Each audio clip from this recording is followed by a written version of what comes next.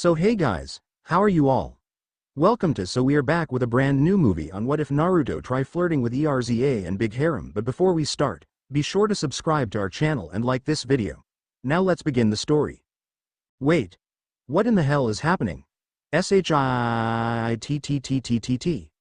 Naruto tried to scream out, but the air deafened all noise that came from his mouth as he continued to free fall in the sky. He couldn't even remember how he got here. One minute he was walking away from the memorial he made for his pervy teacher after his fight with Nagato.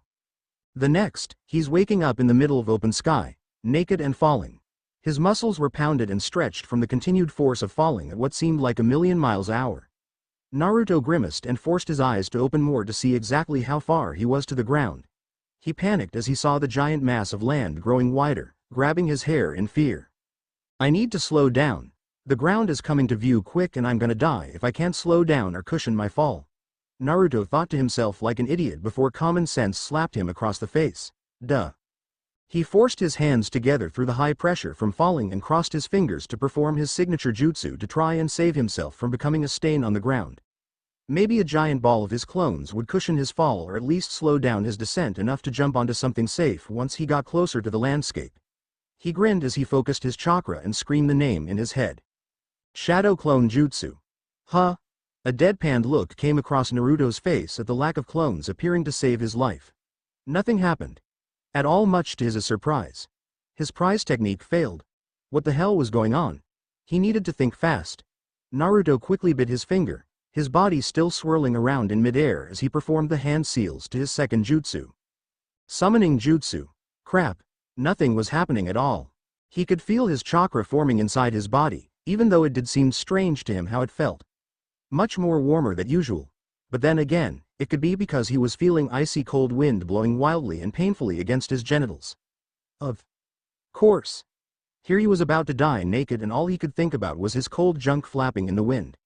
He sighed and closed his eyes after glancing down at the land one more time, the sight of a tiny village growing bigger and bigger. He didn't want to know when it was going to happen.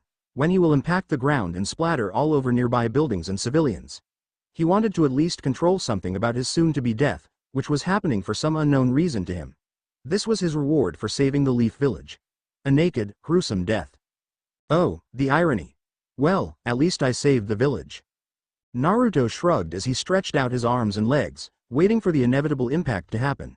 He braced himself as his body drew closer and closer to the group of buildings he was falling toward. His face twitched as human nature came over him and couldn't help but open his eyes to see the mass growing at a quick pace. He may have been trying to be brave, but he was still human as the fear overcame him once more and tried to scream one last time. Suddenly, some kind of large, rotating, red circle appeared in front of Naruto in a flash of light, and the next thing he knew, he was smashing into something hard. Something that felt like tiles crumpled underneath his body as he bounced and rolled off what seemed to be a rooftop. He fell a few more feet and landed into a large dumpster filled with trash. Banana peels and pieces of paper flew up into the air in a comical manner as the sound of Naruto's groans came from the top of the trash bin. Ow! He groaned out as he stretched an arm out and gripped the edge of the dumpster to lift himself up. That was not fun at all. Suddenly, it had struck him. He's alive. He survived. Naruto laughed out loud as he gripped the edge with his other hand and flipped himself out of the large bin in a painful heap. But he didn't care as he continued to laugh, breathing heavily in between chuckles. I survived. I freaking survived. Wait, I survived? He was falling at an incredible rate toward the landscape, about to be smashed like a pancake. Even as a tough shinobi, there was no chance he would have lived after hitting the ground. Rooftop, whatever. Naruto lifted his hands in his line of sight and stared at the minor scrapes on his palms and forearms.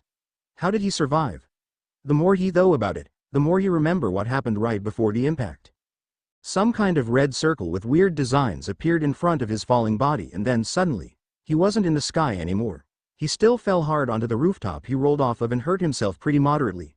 But somehow, the space between himself and the ground was somewhat shortened, which caused the impact to be much, much less than it was going to be. Did he shunshin? No. That was just super speed and he would have killed himself that much quicker. Maybe he somehow used his newly discovered father's jutsu and summoned himself closer to the ground.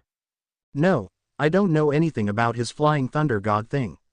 What the hell happened? Naruto sat up from his lying position and shook his head. No, wait, how the hell did I ended up falling out of nowhere?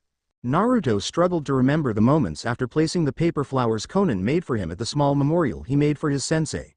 He was weak, that was for sure. He had the fight of his life both physically and mentally against another student of Jiraiya's. He managed to sway him back to the side of good that their teacher taught them and gave his life to give back everyone's lives in the village he took. It was an emotional moment he had, walking away from the spot. But then after that, nothing. Nothing at all. It was as if he blacked out or something. He just couldn't remember. Naruto shook his head once more and slowly stood up, dust and garbage falling off his scraped-up body. At least his wounds were still healing like they normally did. Slowly but surely, his minor bruises and wounds started its healing process. For now, he needed to find out where he was and also get some clothes before someone discovered his naked body. He looked around the alley he fell into and saw a small pallet of boxes a few feet away from the dumpster he landed into like a trash bag. He quickly ran to the stack of boxes that was right next to a door that he assumed led to whatever kind of store it belonged to and whispered an apology for what he was about to do. Naruto ripped open the first box and sighed in relief to find clothes neatly stacked. He made a silent promise to come back to this store and pay for the clothes that he was going to borrow when he could. He pulled out a pair of denim jeans and a white muscle shirt, slipping them on quickly before someone caught him when an idea hit him. These boxes had labels on them. All sorts of information was always printed on them, including the location of where they were sent to. Naruto grinned as he leaned down and ripped off the label of the box he had opened a moment ago. Finally, he could at least find out what village he landed into because he had no idea by the design of the buildings he was surrounded by in the alley. Naruto lifted the label to his face before a look of confusion flashed across his face. He saw usual numbers and stuff that was on shipping labels, but it was the name that threw him off. He didn't even know if he could pronounce it. Magnolia Town? Where in the hell is Magnolia Town? And how the hell I ended up here? Naruto spoke out loud, running his free hand through his hair. He crumpled the label in his hand in frustration before leaping up on top of the building he fell on minutes before. He took a quick look around and suddenly gasped at the sight of this town he had landed in earlier. For the first time in his life, Naruto was left speechless as a mixture of shock, fear, and confusion left him shaking. The crumpled label dropped out of his hand and caught a light breeze as the sight of the town came into full view. This was not any village he ever heard of or ever seen. There was no familiar architecture from what he could see, and there were large waterways running through the city that he had only seen in the land of birds. Maybe he was in a village somewhere there. But before he could continue with that train of thought, a loud sound screeched into the air that made Naruto leap up in surprise. A train? No way. Only the land of snow had a train system. Where in the hell am I? Panic started to come over him as he whipped his head back and forth. Where am I? Boy, you're in Magnolia Town. Now get yourself down from there before you fall and break your neck. An elderly lady shouted out to him from the ground, shaking her broom up at him. Though it looks like you've already fallen down a few times already. Naruto stopped his flailing about and looked down at the lady waving a broom at him. The incredible, shocked look on his face turned deadpan as he stared the old lady down before chuckling to myself like a madman. Boss-san, you have no idea. By the way, this Magnolia Town. What land does it reside in? Boy, you must have fallen off the stupid tree and hit every branch on the way down. This town where you and me are standing in, resides in the land of Fury. What? Are you from one of the lands from the west? The east? The elderly lady asked, still waving her broom at the blonde. Fury? That's not an element or an animal. What kind of name is that? Naruto thought quickly as his eyes squinted for the moment. He may have goofed off most of his schooling at the academy and training with both of his teachers in his youth. But even he knew that when in a foreign land, blend in and travel stealthy while gathering intel. Most importantly, follow the rules. Rule number 1. Lie and lie well. Oh yeah. Naruto laughed out loud as he rubbed the back of his head. For him, it was never hard acting like an idiot. Well, it wasn't hard because he was an idiot sometime. Sorry, I'm a little weary from all the traveling I did to get here. Oh, did you just arrive? Just a few minutes ago. Naruto looked down at his bumps and bruises. It was a rough stop. Well then, you must be hungry. I own a little cafe down the street. Here, let me give you a ride. The old lady's attitude took a 180 spin and smile at the lost blonde as she threw a leg over her broom. She clicked her heels before a small yellow circle appeared underneath her, much to Naruto's shock. Alan's why, Belai. The elderly woman suddenly floated up to Naruto's spot on the roof and patted the part of the broom behind her. Come on now. I can't do much walking at my age and you look like you shouldn't be walking at all. He was still in shock at what the old lady was doing on the broom. More so about that colored circle that appeared below her that was similar to the one had appeared before him when he was falling. Next thing he knew, the lady pulled out a paper fan from her sack on her shoulders and whacked him on his head. "Come on boy, or aren't you hungry?" "Well, I don't exactly have any money on me and—" His statement was interrupted by another whack to his head. "Did I say I was going to charge you? Just hop on, sonny," she stated as Naruto quickly got the flying broom, afraid of another hit to his already hurt scalp. "Good boy. To the cafe, Belai." Suddenly, the broom went flying at speeds Naruto was not expecting as they both flew down the street, narrowly avoiding the other people walking on the ground. His face flapped back from the breakneck speed, and as soon as they started, they stopped just as fast. The sudden stop caused Naruto to flip over the old lady and land on his back on the rough pavement. He groaned as he slowly lifted himself up and turned to see the old lady smiling at him from on top of her broom. "Sorry, most people aren't used to flying brooms anymore. They're an old style of magic that most mages don't use anymore. Not with those magic carriages and buggies they use nowadays. Heck, very few even use flying carpets anymore.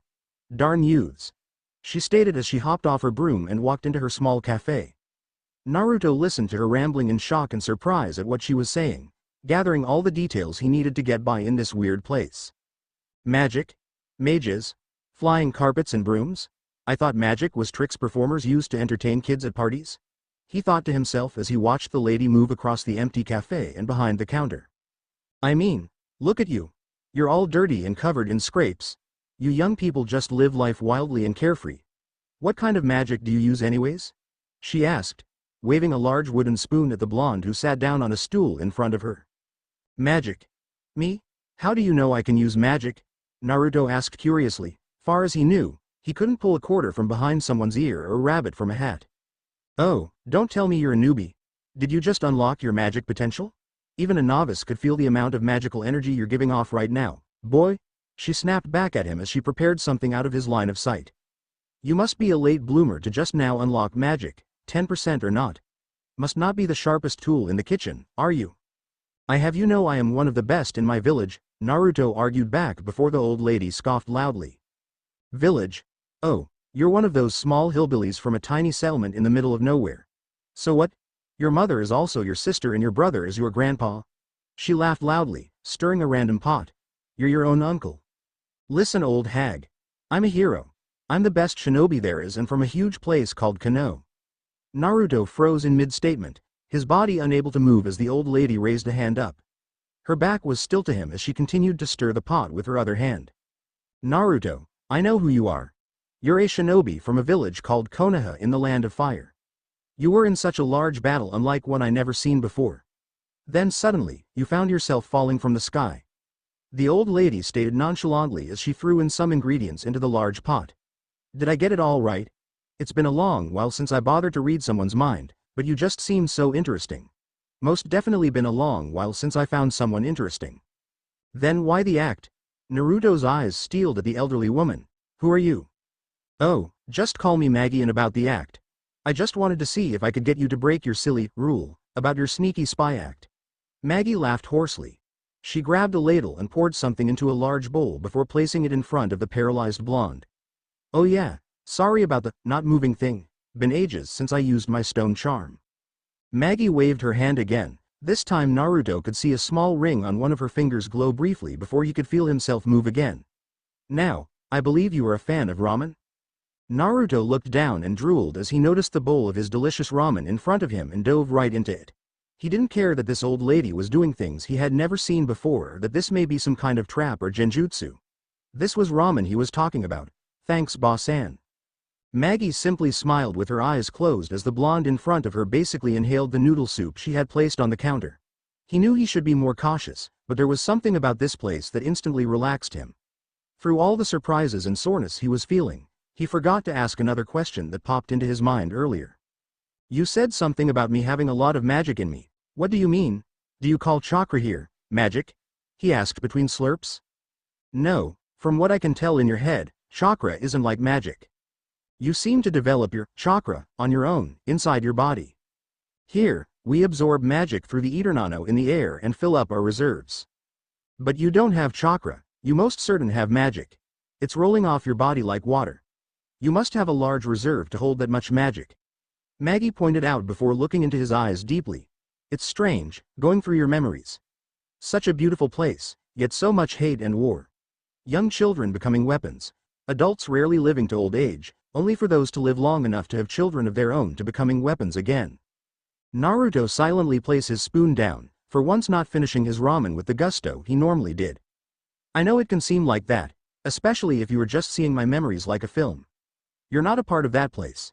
You can't feel the connection we have with each other or our strive for peace. Shinobi aren't just weapons. We protect our village and our precious people. I see, then I apologize. Like I said, it's been a while since I used my memory walk magic. But it's still very strange though. I've lived in Fury my whole life, but I've heard of the other kingdoms and lands and I've never heard of the names of the villages in your head or the ninjutsu you shinobi use. I've only heard of ninjas in stories and books, but never in real life. Maggie confessed, which only confirmed Naruto's worst fear. Her eyes widened as she saw what the blonde shinobi was thinking of and shook her head. No, there's no way. That's impossible. There's no such magic to do that sort of thing. I mean, there is magic to create pocket dimensions like Requip, but to do what you're thinking of. It's impossible, she stated incredibly. Not in my dimension.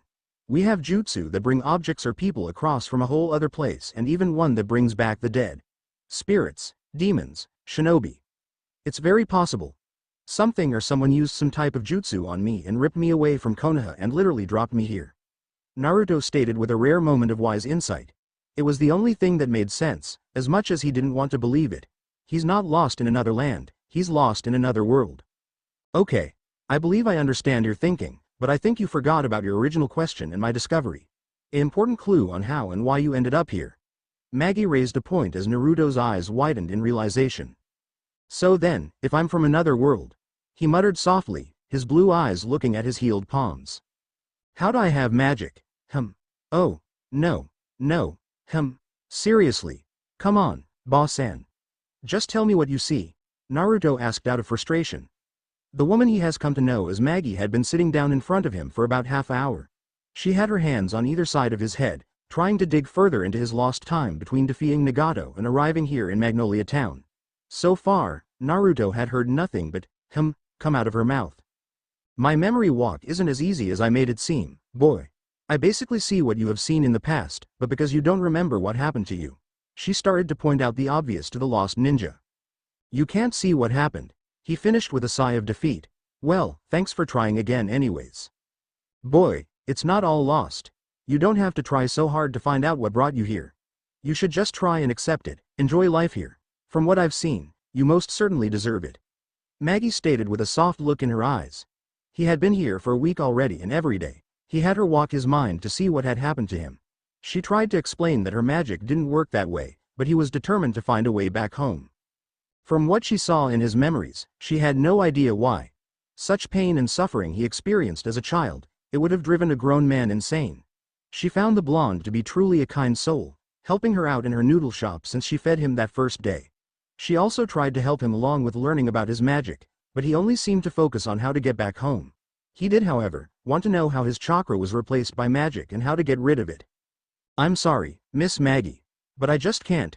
Too many people are relying on me back home. I may have defeated Nagato, but the Akatsuki is still out there and that masked guy too.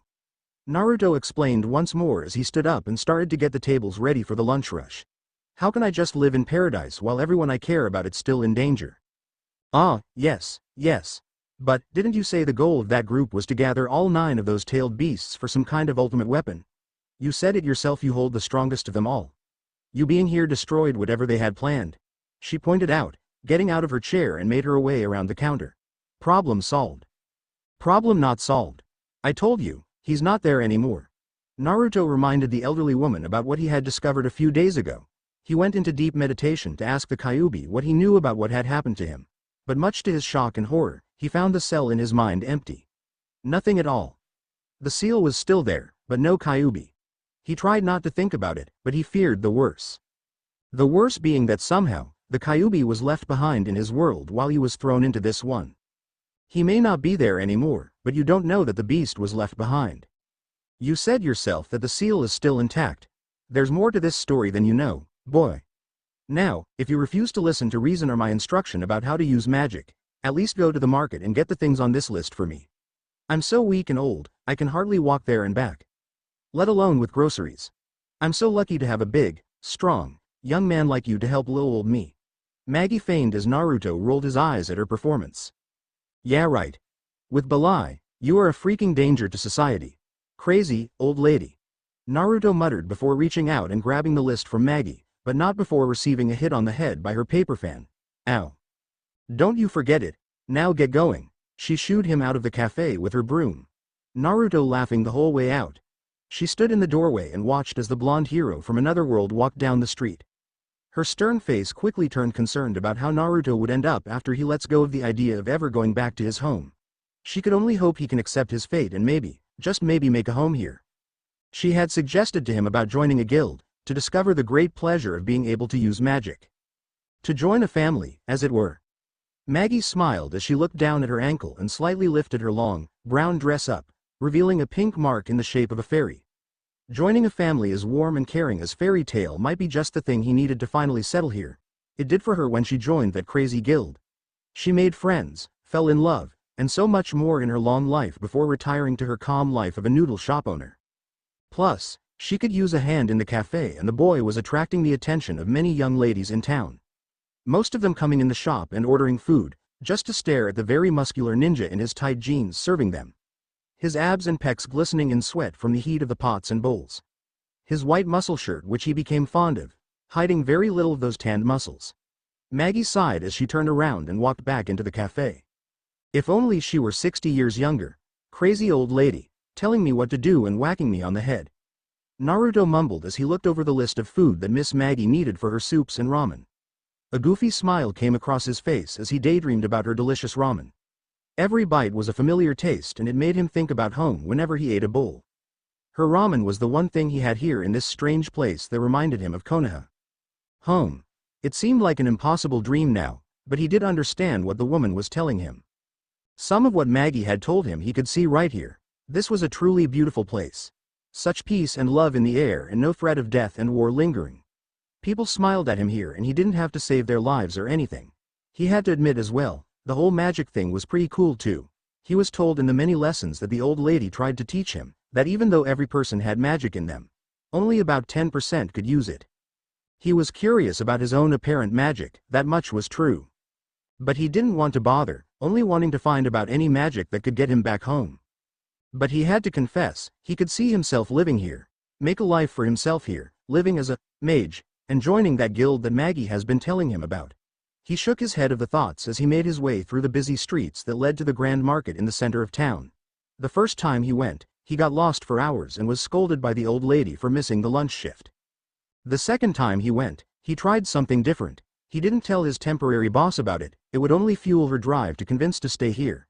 He figured, like in his world, that using Sage Mode here would work in a similar way. Just with magic instead of chakra. He stood still and focused like he would do with chakra and then suddenly, it had hit him like nothing he ever felt before. He could feel everyone in town. All the magic in the air, he could see it. Streams of colored lines leading here, there, everywhere. It was a beautiful sight to see and the rush of magic coursing through his body was like nothing he ever felt before. It was as if he could fly, connecting to all the magic in the air. Every kind with its own color, leading towards him as he absorbed the warm energy. He wanted to do it again just from thinking about it, but he couldn't. It was too tempting to have the magic in him, making him want to discover what he was capable of and what he can do. Naruto ran a hand through his hair and returned a smile to a group of girls were giving him one along with a set of giggles. He chuckled to himself as he averted his eyes away from the fangirls and continued his way into the vast market. A guy can get used to this. Naruto stopped at a vegetable stand and smiled at the elderly couple who ran the food stall. Morning, Mr. and Mrs. Vanders. Need some more stuff again. Oh, that Miss Maggie. She is so lucky to found you as an employee. We've been telling her for years that she needed some help. You're such a nice man. Mrs. Vanders praised the blonde as she took the list from his hand and started to load up a basket her husband carried. Naruto couldn't help but feel the love again as he watched the older couple flirt with each other as they loaded up a basket of vegetables for him. Maybe Miss Maggie had a point about staying here. What chance did he have anyways of getting back? It had been a week since the fight with Nagato. Most likely, Everyone back home thought he died in the fight. Well, I did say when I was young that I wanted to be on that KIA memorial. Suddenly, something hard hit his head and interrupted his thoughts. He turned quickly to see a young woman carrying an insane amount of items about to fall forward and reacted just as fast. He caught the flying bag of groceries in one arm and in the other, managed to catch the falling young lady just before she hit the ground. He wanted to ask if she was all right, but just then, got caught up in the equally blue eyes of the girl in his arm. She had beautiful pale skin and long, flowing white hair that had a small ponytail tied at the top of her forehead. Wow, thank you so much. The girl finally broke the silence, her arms wrapped around the blonde's neck as she stared back into his equally blue eyes. A small blush came across her cheeks as she felt his hard muscles underneath her arms. She was amazed on how quickly he reacted and caught her after she tripped on a rock. Seconds went by until they realized they were in the same position as many people were now staring at them, including an angry group of fangirls with tears in their eyes. Oh, I'm sorry. You're welcome. Naruto finally answered as he pulled the white-haired girl back to her feet and readjusted the bag in his other arm to his other arm. Are you okay? Yeah, I'm fine. Thanks to you, and thank you so much for saving my groceries. She beamed at him before taking the bag out of his arms. Master would be upset if I didn't come back with this. No problem, miss. Mirajane. My name is Mirajane. The beautiful girl smiled at him once again with a slight blush. And you are? Naruto. It's nice to meet you, Mirajane. You and your apple. Naruto joked as he picked up the busted apple that hit his head in the first place when she tripped. Sorry about that. No, it's my fault. I should have looked where I was going. Are you okay? Mirajane asked seriously, making the blonde laugh as he rubbed the back of his head. I'm fine. Don't worry about it, he reassured her as Mrs. Vanders called his attention and handed him his basket of vegetables. Oh, thank you. Here you go. Naruto pulled out some money and told the happy couple to keep the change. For some reason, the pair began walking down the street alongside of each other as they began to chat. So, where are you heading? Back to the guild I'm from. I'm the bartender there. Have you heard of it? It's called Fairy Tale. Naruto raised an eyebrow at the luck he had running into a member of the guild that Miss Maggie had been trying to convince him to join earlier. I'm also a mage. Wow, really? That's cool. I just learned that I can use magic. Naruto regretted the words as soon as they came out of his mouth. What if she wanted a display of his magic? He didn't want to admit that he couldn't do anything yet. I mean, I didn't just learn how to use mag. It's okay. Mirajane giggled at his embarrassment. I know many late bloomers who discovered magic late in their life. Really? No, Naruto face planted as Mirajane giggled even more at his act. That's not funny at all. I was just occupied for the first 17 years of my life. You're only 17? She screeched in shock. You looked older than me and I'm 19. You got to be at least 6'3" in those muscles. Wow, those muscles. This time, Mirajane was the one embarrassed as she looked away to try and hide the blush on her face. I mean, I'm just going to be quiet now. But Naruto wasn't laughing. He knew exactly what she was talking about. He noticed later that night on the day he arrived that something was wrong. When he looked in a mirror of the room Maggie had him sleeping in, he was in for a shock. He looked older and stronger. His hair was longer to where he had to tie most of it back and his face was leaner, all baby fat gone from his cheeks. It was just another detail he had to figure out along with all the other questions. He was so enthralled in his thoughts, he didn't notice Mirajane staring at him with concern on his face. Are you okay? Did I say something wrong or? No, I'm sorry. It's been a really hard week for me. I'm not from around here, so to speak, and like I said, recently discovered about my magic potential. It's been a lot to take it lately, he confessed much to his surprise. There was definitely something about this girl that made him open up when he had barely talked to anyone on a personal level all week except for Maggie. Well, would you like to talk about it? I know we just met, but I can lend a ear if you want. Mirajane asked in a cute voice, another blush appearing on her cheeks. I would actually like that. Except, I need to help my boss with the lunch rush, but maybe later tonight. If it's still okay, of course. He nervously threw back the question, never actually having the experience of talking to a girl like this. Ever. No, of course it's okay. How about you meet me in the market square tonight about 9? Sure. I guess I'll see you then. This is my stop. Naruto pointed to the noodle shop he was helping out for the time being. Okay then. I'll see you tonight.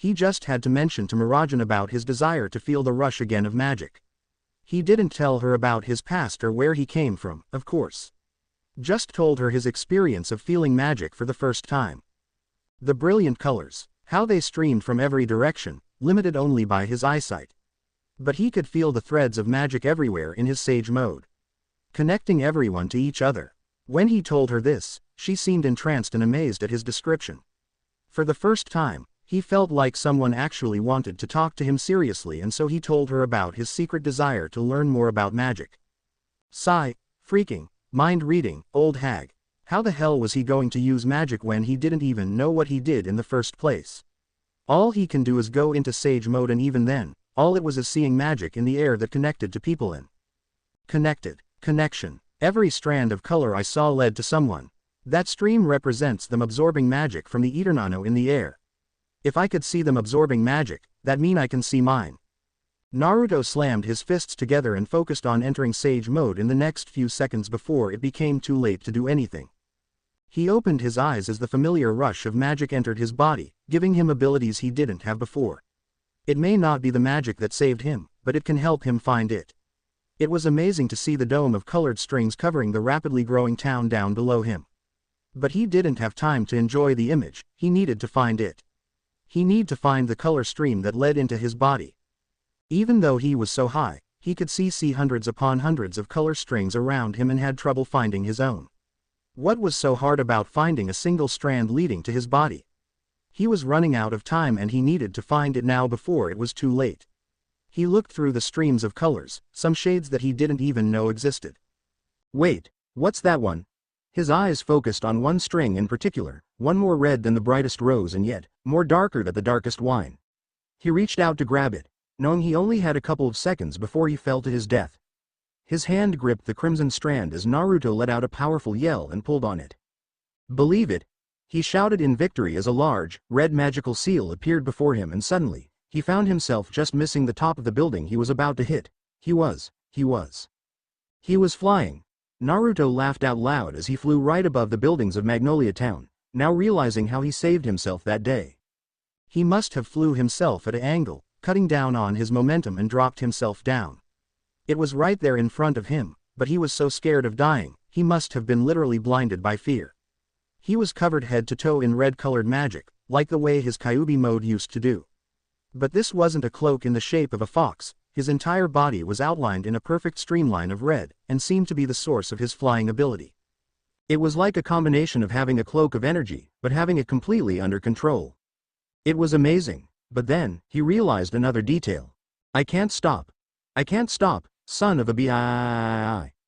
Naruto screamed out as he descended too low and found himself hitting and skipping like a rock on a lake.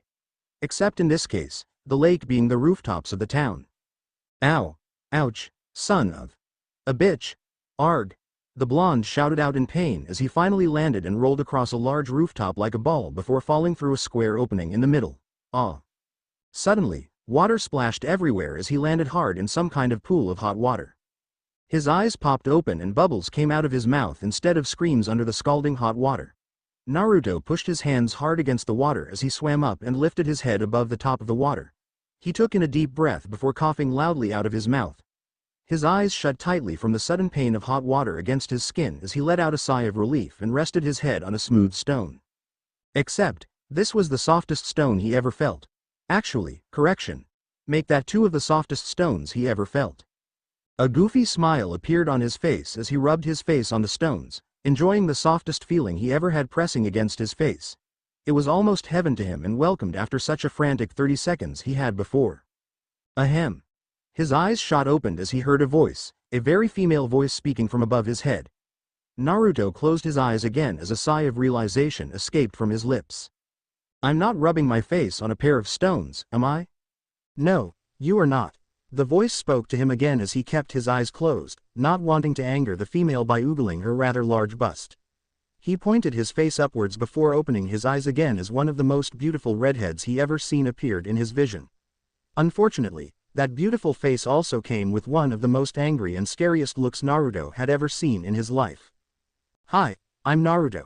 He whispered nervously, fear striking him in the heart, even more so when a sinister grin appeared on the redhead's lips. Erza. Erza Scarlet. She answered back before raising a hand above her head, a rather large mace appearing from nowhere in a bright light as she gripped the handle tightly. And this is Mr. Smashy. Chunks of plaster, wood, and rocks blasted out of the entranceway of Magnolia Town's famous onsen, scaring many of the passing bystanders as loud battle cries came from the giant hole. Suddenly, a blonde figure shot out of the smoke, his arms crossed over his face in a defensive manner before landing on his feet in the street. Soon followed by a young, red-haired woman, clad only in a towel wrapped around her curvy body. Her mace disappeared along with her towel in a bright light, causing many men to jeer in the street and pass out from bloodlust. Only to be replaced by battle armor covering a schoolgirl outfit. 2 broadswords also appeared in each hand as Erza charged at Naruto in a rage-filled fury. Pervert. No. No. You're wrong. Naruto tried to reason with the angry weapon user, dodging fast swings from her swords. I'm not lying. I was just learning how to fly. Liar. I don't see wings or a rocket pack on your back. Erza twisted her body as she leapt into the air and swung both blades down in a X pattern. Now die. Holy crap, the blonde shouted before pivoting backwards on his hand and twisted himself out of the way. He pushed himself put out of the way and tried to keep some distance between them. He needed to figure out how to cool her down before someone got hurt. What he needed to do was try and fly again. But so far, he needed to go into Sage mode to find and activate his magic, and for that, he needed to stand still. Arrrghhh. Erza kept toe-to-toe with Naruto as he kept up with the dodging of her powerful swings. Yeah, there was no way he'd have time to stand still and go into Sage mode. He just needed to do this on his own and go on the offensive. He waited until she swung both swords at the same time and quickly rushed into her guard, surprising the redhead at his sudden speed. Just as quick, he struck her left wrist with the open palm and with the other, grabbed her right wrist before twisting it outwards. The sudden movement caused Erza's fingers to loosen their grip for a moment, but that was all Naruto needed as he spun away from Erza and grabbed both swords by the handles. He pushed away from inside her guard and back-flipped away twice before landing on one knee, driving both points of her swords into the ground. Okay, now can we talk like reasonable people? Naruto asked calmly. What happened was an accident. I was flying, then I fell. Simple as that.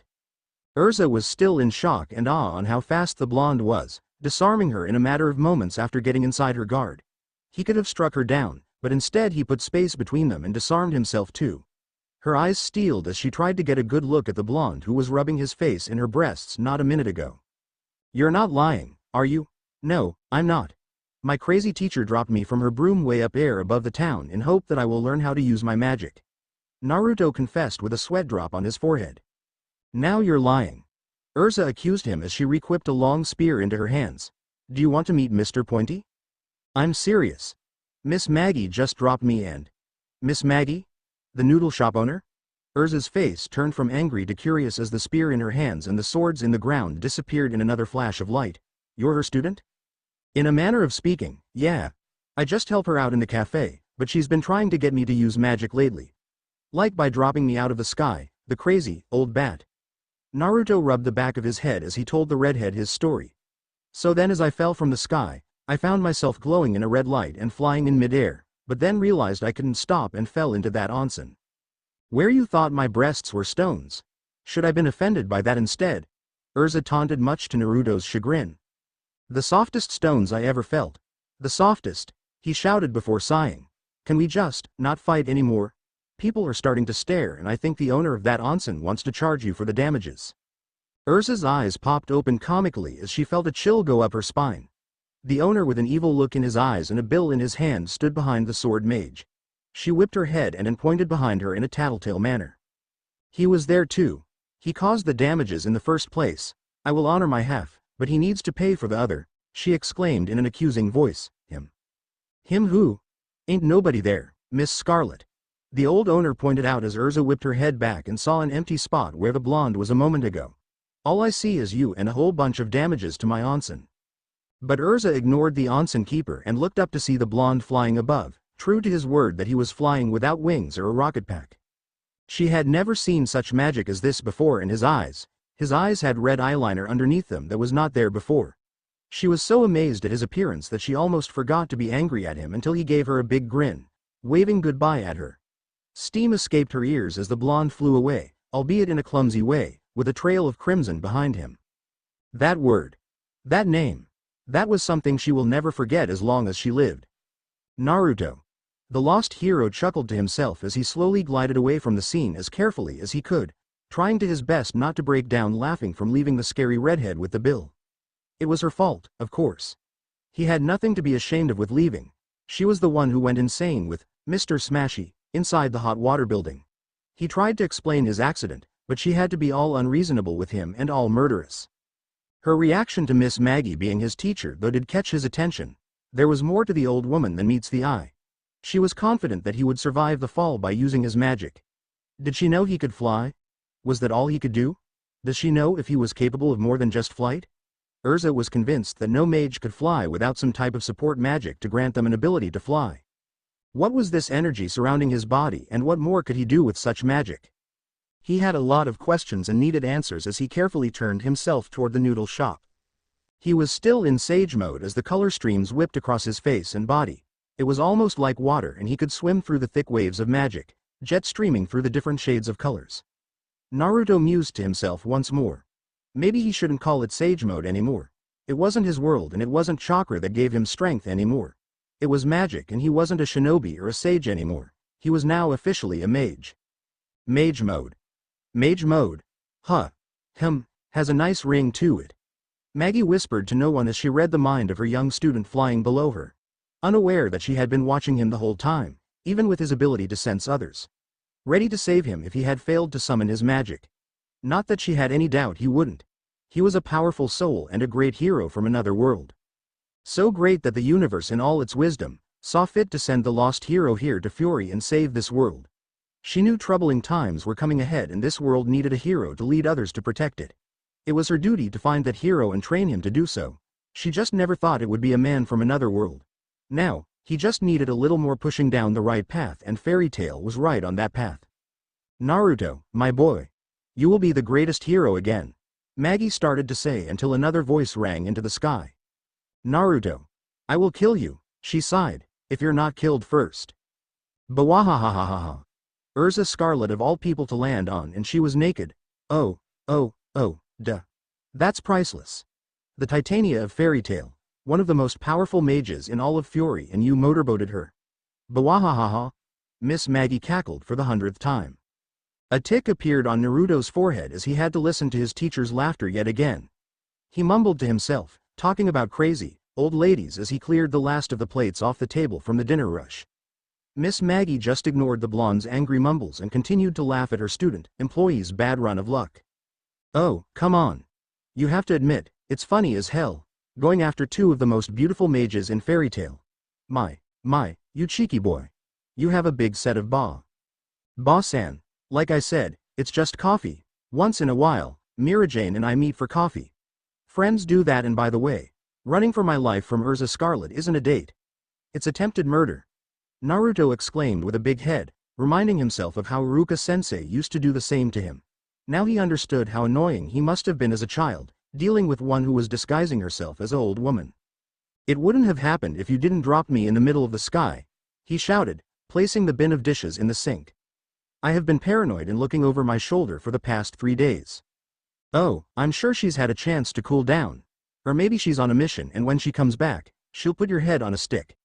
The elderly woman teased. And I'm not talking about the one on your shoulders. That made Naruto shiver. Okay, I think I had enough for one night. I'm just gonna clean up and head upstairs to bed. Naruto gave up and started to wipe down the tables. Miss Maggie's laughter calmed down a little, wiping a tear from her eye before patting the blonde on the back. Come on, now. You're young. You should going out and mingling with the other youngsters. Fairy Tail would be a good place to have a drink. It's always a hoot there.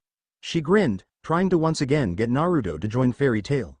But he saw through her ploy as usual and he didn't even need to be a mind reader like his unwanted teacher.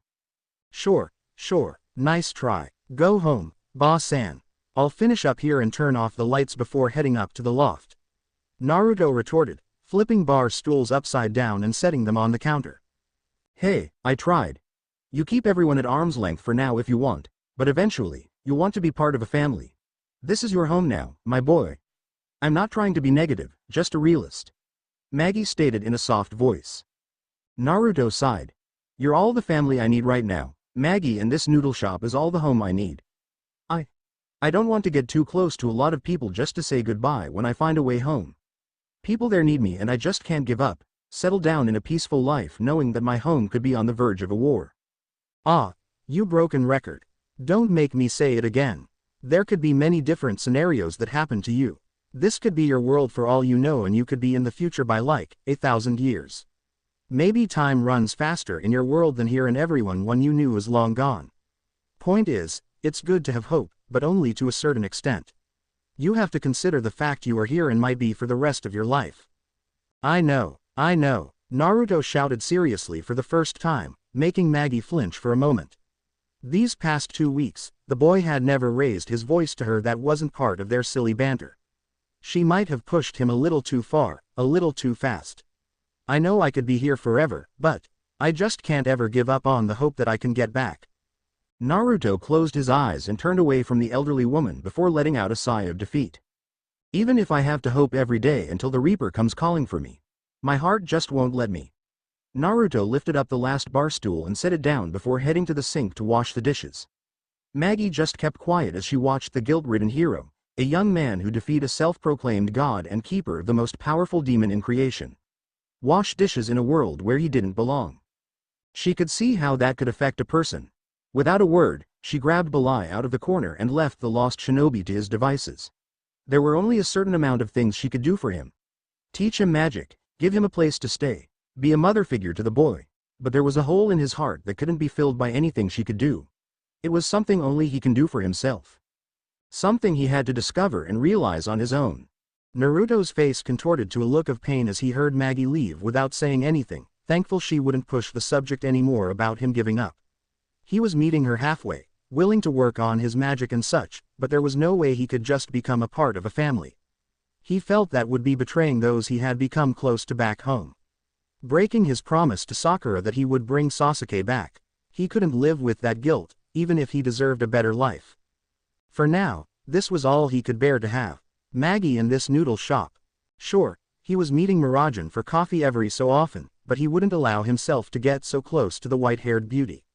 Small talk about magic and dreams over coffee was as far as he would let it go. The hide-and-seek with Erza was sort of fun, and he would enjoy it more if he knew that she wouldn't try to maim him. The funny thing about that was that she knew he was working for Maggie, and she apparently knew the elderly woman, so why didn't the feisty redhead come here? He'd never understand women, not in his world or this one. Suddenly, a loud noise from the back caught his attention, and his ninja training kicked in as he quietly placed down the dish in his hand. In 3 quick movements, he made his way to the back door of the shop that led to the alleyway. The noise continued as he slowly removed his apron, revealing his black muscle shirt and jeans that had a small, black pack strapped onto his thigh. Old habits die hard. Naruto mused to himself playfully before pulling out a small blade that was easily concealed behind his wrist. The noise was now behind the back door as he decided to slip into mage mode to sense the intruder better. In less time than it normally takes him, he felt himself enter that familiar power and sensed a mage behind the door. Was it Erza? Did she finally decide to deliver her revenge on the blonde? Naruto focused on the magic stream leading out the door and realized the color was wrong. When he flew over Erza the day he met her, she was surrounded by light red strands of magic. This string leading out the door was a shade of aquamarine. In one quick move, he slipped out of the window near the door and landed behind the intruder. One chance. Who are you and what do you want? Naruto whispered behind the shadowed lady of the night. From the outline of the figure, he knew that they were at least female. That or a guy with long, flowing hair, the simple thought made him shuddered slightly. Apparently, his words weren't threatening enough as the female spun around and swung a bottle at his head. Instead of dodging, Naruto gripped the handle of the blade backwards and sliced upwards, the bottle being split in half before it reached his head. But in a movement just as quick, the shadowed figure jumped back and threw some kind of square shurikens at him. Again, in 2 fast motions, Naruto sliced whatever was thrown at him even though he expected to deflect the objects. He heard the woman swear to herself as she stumbled around, much to the blonde's surprise, and pulled out some more of her weapons. He could see the magic swirling around the weapons, and somehow, he knew that they were cards that could be used to different effects. This time, he knew those cards would deliver a powerful explosion, and he couldn't have that happen so close to Maggie's noodle shop. In an instant, he closed the distance between them and grabbed her wrist. He took the cards out of her hand and held them between his palms. He knew he couldn't throw them, they could hurt someone, and so he needed to try out his next spell he had discovered by accident the other day. He focused his magic around the cards until a small, red orb appeared outside the cards.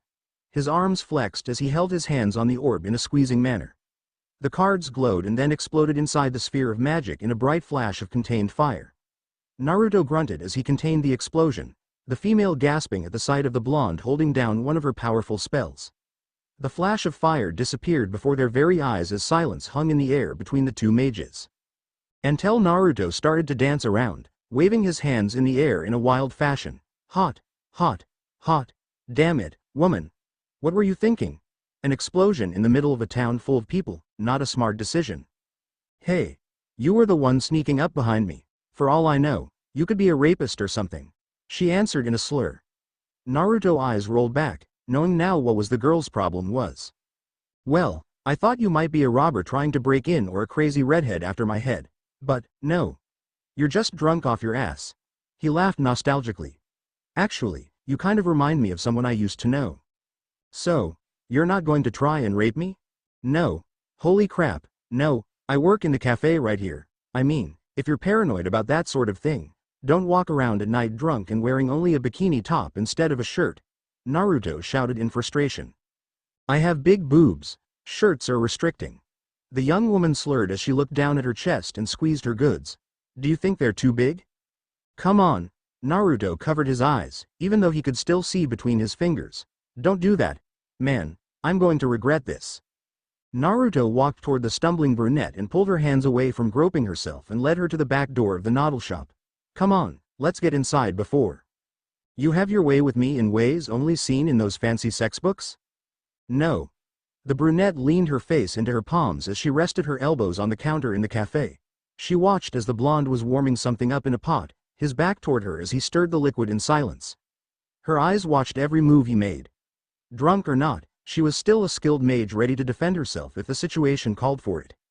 But she couldn't help but admire the view of his firm behind in those jeans, however. So what's your name, big boy? Naruto scoffed as he shook his head and continued to stir inside the pot.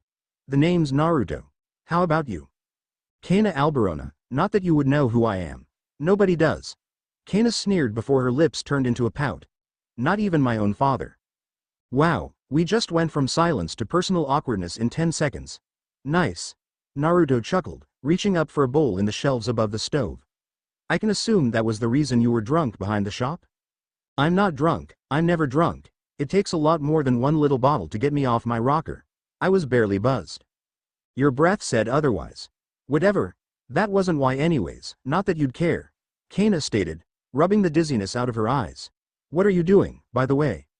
Naruto didn't answer as he spooned a large amount of broth into the bowl and set it in front of the buzzed brunette, giving her a clear view of his deep blue eyes for the first time. Here, drink. Drink? Give me a spoon. Her eyebrow rose an inch. It's better if you sip it. It's vegetable broth. It'll clear your head and warm you up from being out in the cool night. The blonde replied softly. It was funny to him. Over a year ago, he would never eat the things and now here he was cooking them for someone else. Oh, the irony. How did you know I was cold? Kana asked before raising the bowl to her supple lips and began to sip the broth. The fabric of your bikini top isn't exactly very thick.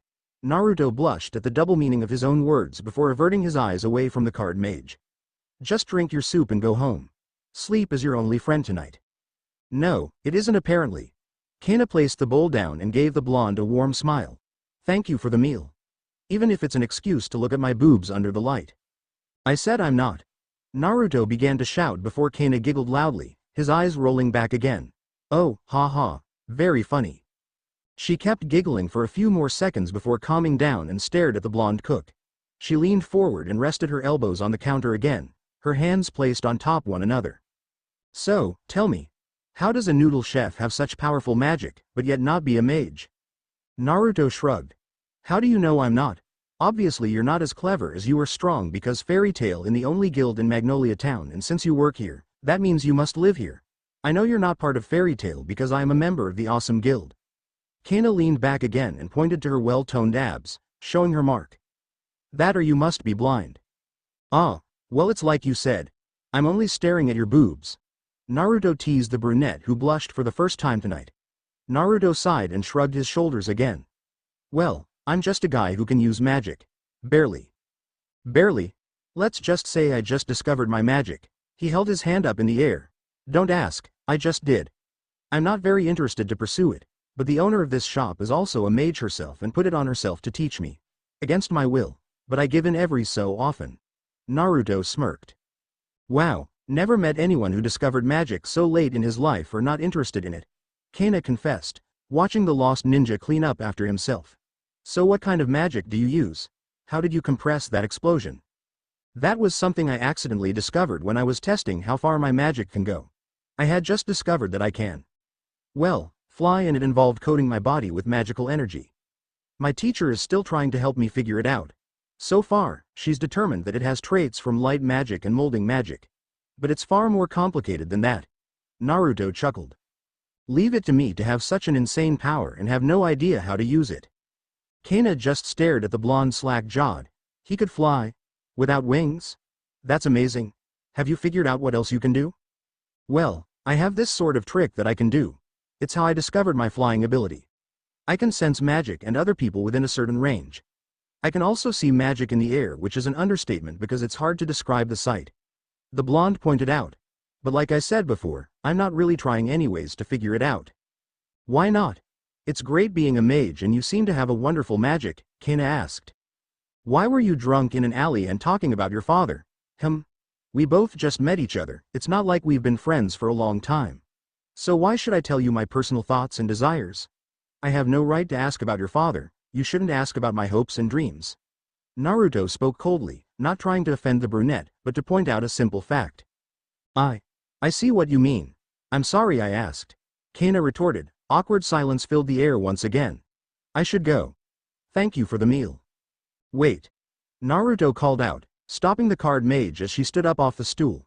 No, I'm the one who should be sorry. I shouldn't have said it like that. There's a bit more to me than meets the eye, and it's a sensitive subject for me. I actually just got into an argument with my teacher earlier about it. Let me make it up for it. How? Kana cocked an eyebrow, not sure about his intent until he walked past her and unlocked the front door. He waved to her to follow him before exiting the noodle shop. She stood there for a moment before deciding to do what he asked and followed him out. He stood outside, a few feet away from the cafe's doorway with his hand out. The serene look on his face told her that it was okay to trust him as she walked forward and took his hand. She looked up into his eyes and realized that they were different from a minute ago. There was a line of red underneath both eyes and they shined a brighter blue with a hint of crimson gleaming inside the irises. When did you put on eyeliner? Naruto laughed. It's not eyeliner, but it's better than orange eyeshadow. Kana cocked her head as the blonde shook his sorry, inside joke. You ready? For what? She asked as all of a sudden, he pulled her in close to him and wrapped his arms around her waist. You should hang on tight. Kana subconsciously wrapped her arms around his neck as a questioning look appeared in her eyes. Let's go. Go we're. Kana screamed as they both took off into the air in a quick blast of air. She held on tight to the blonde as he flew them over the town in a slow arc over the top. Soon, shock turned into amazement as she took in the sight of Magnolia Town from high above. The hundreds of light of the people below them were like stars embedded into the earth. Oh my god, it's beautiful. Yeah, it is. Naruto looked downwards with Kana, looking at the well-lit town he fell into 2 weeks ago. I had never seen anything like it in all my life before I arrived. Never? Where did you live before? Under a rock? Naruto just chuckled and smiled, more like under a leaf. Kana looked at the blonde's face with confusion before smiling as well. Let me guess, another inside joke. Yeah, maybe I'll tell you someday. Just like maybe someday, you'll tell me why you were in that alley. Naruto mused as they hovered above the town, covered in a crimson glow around their bodies. Well, I understand if you're not ready. But I am. My father is this great mage and I came to Fairy Tale when I was a little girl so I can meet him. But every time I had a chance to tell him he's my dad, I chickened out. So I told myself, once I became AS rank mage, I'd tell him. Kana sighed. I keep failing the test. Last week was number 7 for me. It's different every year and I keep messing it up. So, I still haven't told him that I'm his daughter. Silence once again was making itself known as the two hovered in midair along with the clouds and stars. Then Naruto broke the silence and smiled at the brunette. It's not my place to tell you what to do and what I think about your decision to do what you do. We make our personal decisions out of our desires, and that's what makes us who we are. My greatest desire is to see my home again. I don't know if I'll ever achieve my desire, but I do know that I'm here now and I see what my teacher had been trying to tell me all along. It's a little more complicated than what I said, but maybe I should try to make this place my new home. Naruto closed his eyes as he lowered both of them slowly back to the town and landed softly on top of a roof. He chuckled softly. A few days ago, that would have been a rough landing. Naruto's statement was broken by a soft pair of lips kissing him lightly on his own. He was shocked at first, but then let it happen as his eyes closed and Kana placed her hands on his whiskered cheeks. A few seconds passed by before she broke the soft kiss and smiled at the lost blonde, her hands slowly stroking his cheeks. Wah! What was that? Take it any way you want. Just know that for me. Well, that was my first kiss and I promised myself I would make it a beautiful moment. Kana looked down at the streets from their high spot on the roof before looking back at Naruto. And I can't imagine a more beautiful moment than this. Well, I can't say it was my first, but I don't think kissing a boy by accident counts. But I'm glad I could give you that moment tonight. You gave me something tonight too. Kana chose not to make a joke about his first kiss being a boy and focused on that last statement. What? Naruto grinned as he pulled away from Kana and slowly walked backwards to the ledge. He ran a hand through his long, blonde hair, turning around looking up at the sky before turning back to the beautiful brunette. He whispered a quick line before taking off in a display of red light and flew back towards the noodle shop. For some reason, Kana couldn't help but smile and feel a warm happiness in her chest about his statement. I'm joining Fairy Tail. So, let me get this straight. I've been trying to convince you for 2 weeks straight to join Fairy Tail with every trick I have in my bag, and all it took was a fun ride with some drunk hussy. Miss Maggie scoffed, placing her hands on her frail hips. Boss-san, she's not just some drunk hussy, and no, it wasn't because of her. Well, she added to my reason along with Mirajane and yourself. While I still believe I will find a way home, you're right about me keeping everyone at arm's length. If there is a chance to be a part of something, I should take it. Naruto replied, looking through his dresser for a shirt to wear. You were the main reason I decided to finally join. Having coffee with Mirajane every day let me see how kind people could be here. Erza Scarlet showed me that there's conflict here as well.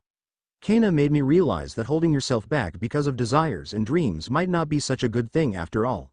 But you showed me what it's like to have. Well, to have a parent to take care of me.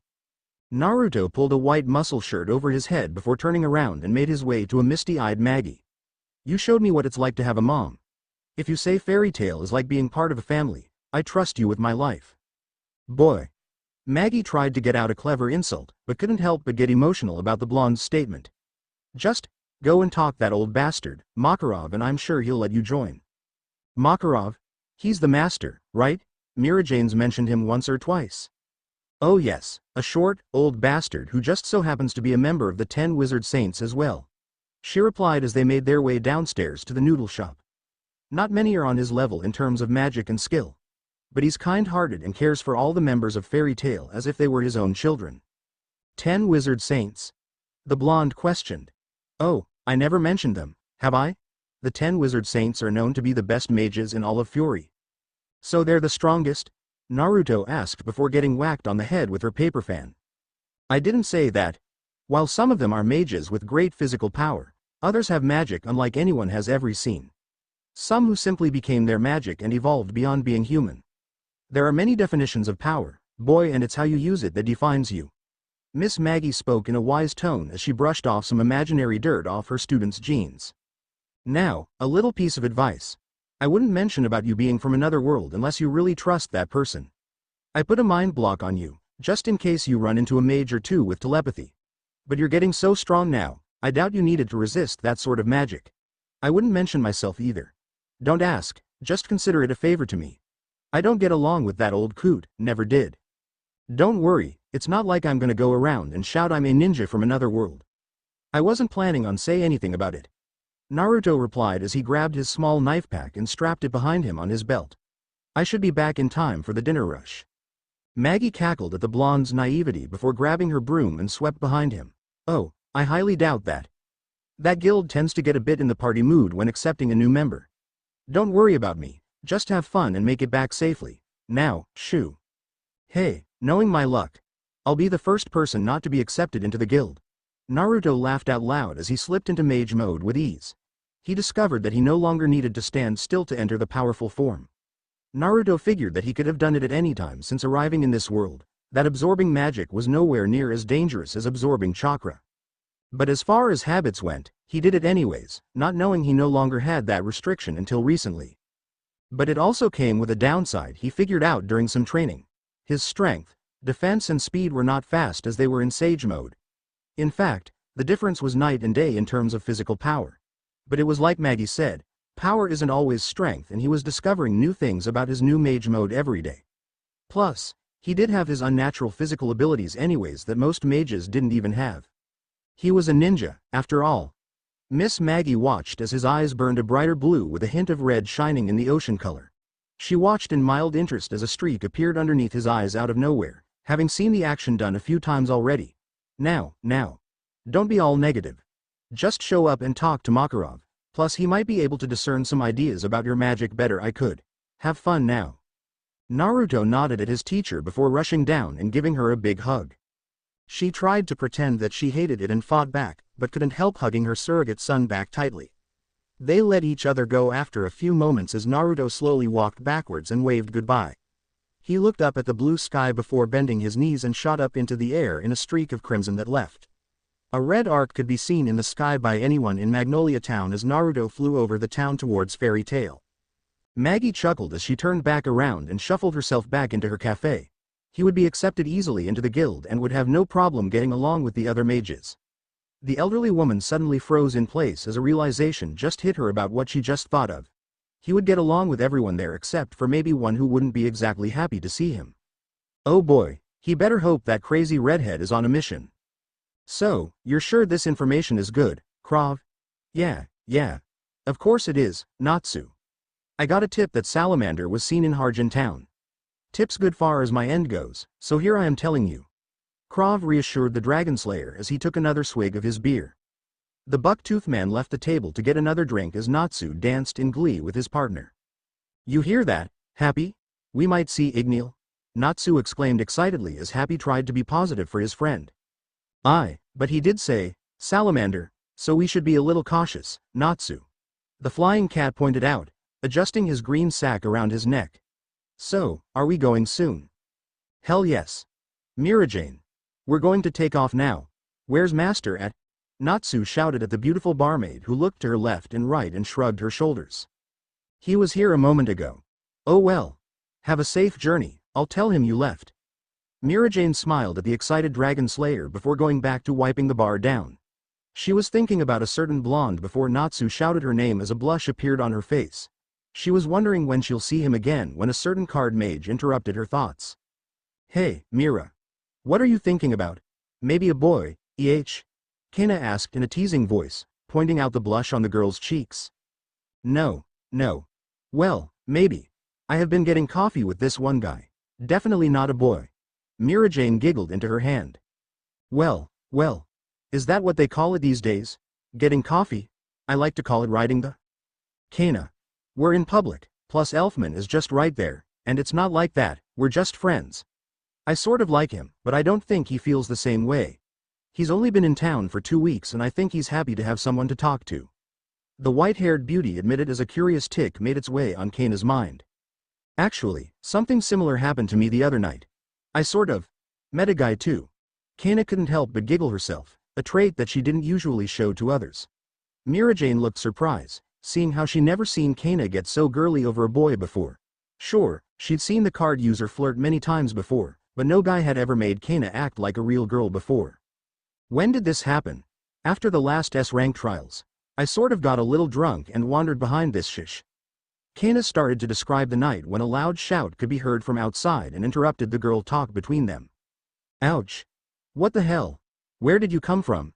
Ow, my ass hurts. Natsu's familiar voice came from outside the doors of the guild as the two girls wandered outside with the rest of the curious guild. I'm so sorry. I thought I had this landing thing down. I didn't mean to land so close to the gates. Are you alright? Another familiar voice rang in both Kana and Mirajane's ear as they led the group of curious mages and saw a blonde holding his hand out to a fallen Natsu. Naruto? Both girls said at the same time and just as quick, looked at each other in surprise. Wait, You know him? Their voices spoke in unison before pointing at the blonde hero and continued to talk together. Yes, that's the guy the first was talking about.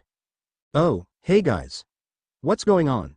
Naruto smiled at the girls, unaware of the problem that stewed underneath the surface. But before the girls could say anything, Natsu smacked Naruto's hand away and jumped back up. Hey, remember me? How the hell did you do that?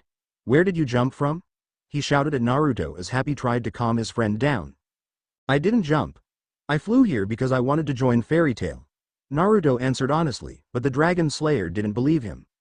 Impossible. Where are your wings? Did you use wind magic? Or air magic like my partner? Happy. Can he fly? Do people that fly belong to a club? Why didn't you tell me you belong to a club? Natsu started to babble as the lost ninja cocked his head and looked to the blue cat floating in the air. Is he for real? Naruto pointed to the fire eater as Happy nodded sadly. Aye. But you get used to it. Hey, don't talk about me like I'm not even here. Come on, Blondie. You and me right now. If you want to join, you got to beat the strongest mage here and that's me. Natsu claimed as the entire guild sweat dropped at Natsu's false statement. Says who, asshat? The ice mage known as Gray shouted from the crowd, clad in only his boxers. Shut up, stripperella. This is between me and the guy stealing my hairstyle. Meanwhile, back with Kana and Mirajane. So the guy you've been having coffee with is the same guy that I kissed the other night? Kana exclaimed as one of Mirajane's eyes twitched slightly. Kissed? You? Kissed? Him? She gritted her teeth before bringing a false smile on her face. Well, that's okay. It's not like I've been dating him or anything. Well, neither am I. It was a one-time thing. He only fed me and then we flew over the city in a romantic trip through the sky before sharing a soft kiss on a rooftop. Kana taunted in a light voice with half-lidded eyes as Mirajane's twitch became more twitchy. Really? That's so sweet. But since you're not dating him, I guess that means you were just a one-night fling. It's not like Naruto and I, that we meet for coffee every day and talk and laugh and share personal thoughts. The takeover magic user retorted with a dark shadow covering the top part of her face as Kana stiffened and the sound of glass breaking could be heard behind her.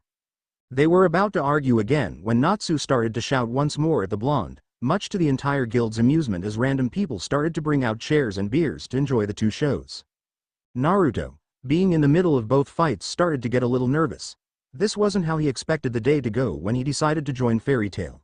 He looked to the only sane person there and it was a flying, blue cat. Unfortunately, the said cat was busy stalking a fish vendor that just so happened to be walking by with his cart. Why me? Naruto muttered to himself as he started to regret his decision to join a family. Especially one as crazy as this one. So far, he had been here for 30 seconds and he already had someone challenging him to a fight while two girls are fighting to see who he liked better. The only thing that could make things worse was Naruto. ... Oh, crap. Naruto flinched as he heard that familiar voice coming from the guild's building. The crowd parted in the middle, revealing an angry redhead staring straight at him. You, finally, I will have my revenge. Erza shouted as she re-equipped a familiar friend in her hands. Someone wants to say hello. No, not Mr. Smashy. Naruto squeaked in a high voice as Natsu looked back and forth between the blonde and redhead. You know this guy, Erza? Natsu pointed his thumb back at a frightened Naruto.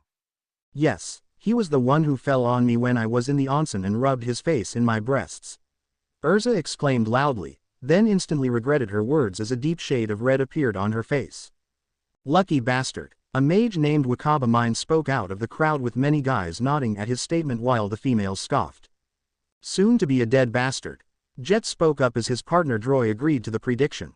Levi could only cover her eyes, afraid of the fighting that was about to happen soon. But unlike the others, both Mirajane's and Kana's face fell with slack jaws at Erza's confession. Now all three female mages looked towards Naruto, who was still in shock at everything that transpired in now 1 minute. Listen, I just wanted to join Fairy Tail. Erza, it was an accident. Natus, is it? I'm sorry, it was an accident with you too. Mirajane, we have coffee and I enjoy it every day in Kana. Naruto smiled sheepishly. I'm still not looking at your boobs. Kana blushed and smiled, knowing that their personal joke was a way of saying he didn't mean for all this to happen. Mirajane relaxed a little as well, seeing how much everything had gotten out of control and needed to help calm things down. Erza, being the responsible S-rank mage she is, decided that it was best not attack the blonde right now and demand payment for the damages to the onsen until things were better under control. But they forgot about a little hothead named Natsu who thought it was better to attack now and forgive later. Fire Dragon's Iron Fist. Natsu shouted as he rushed at Naruto and cocked his arm back with flames encompassing his fist. Almost instantly, the scared, shaky blonde that was in front of him disappeared and was replaced by a calm-looking man. He closed his eyes as Natsu closed the gap between them in a matter of seconds. Take this. Natsu swung his fist at Naruto, but at the last second, his wrist was grabbed and the attack hit the ground next to the blonde. Natsu looked shocked at his attack hitting the hard pavement as bits of rock and dirt flew up at the duo. How? He managed to say through the small cloud of dust as he looked up at the blonde, but all he could see was a pair of blue eyes shining through the dust.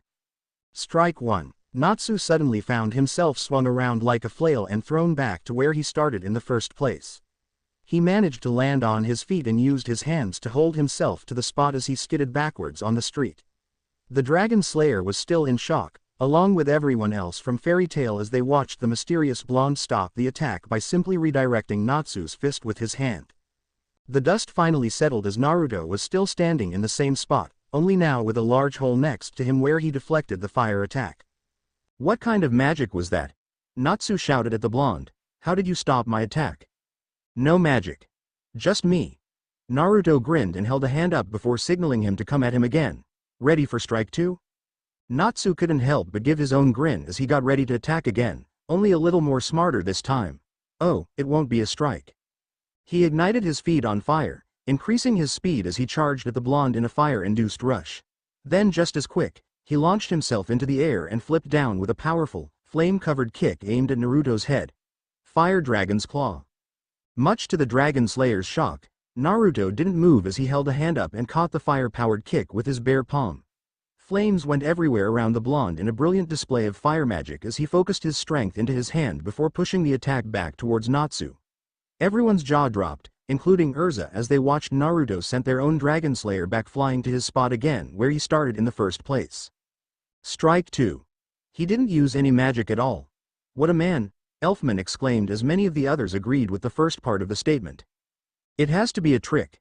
He's not even burned. Gray pointed out, but a voice spoke up for the first time from behind the group. No, he isn't using any magic. I would have sensed it.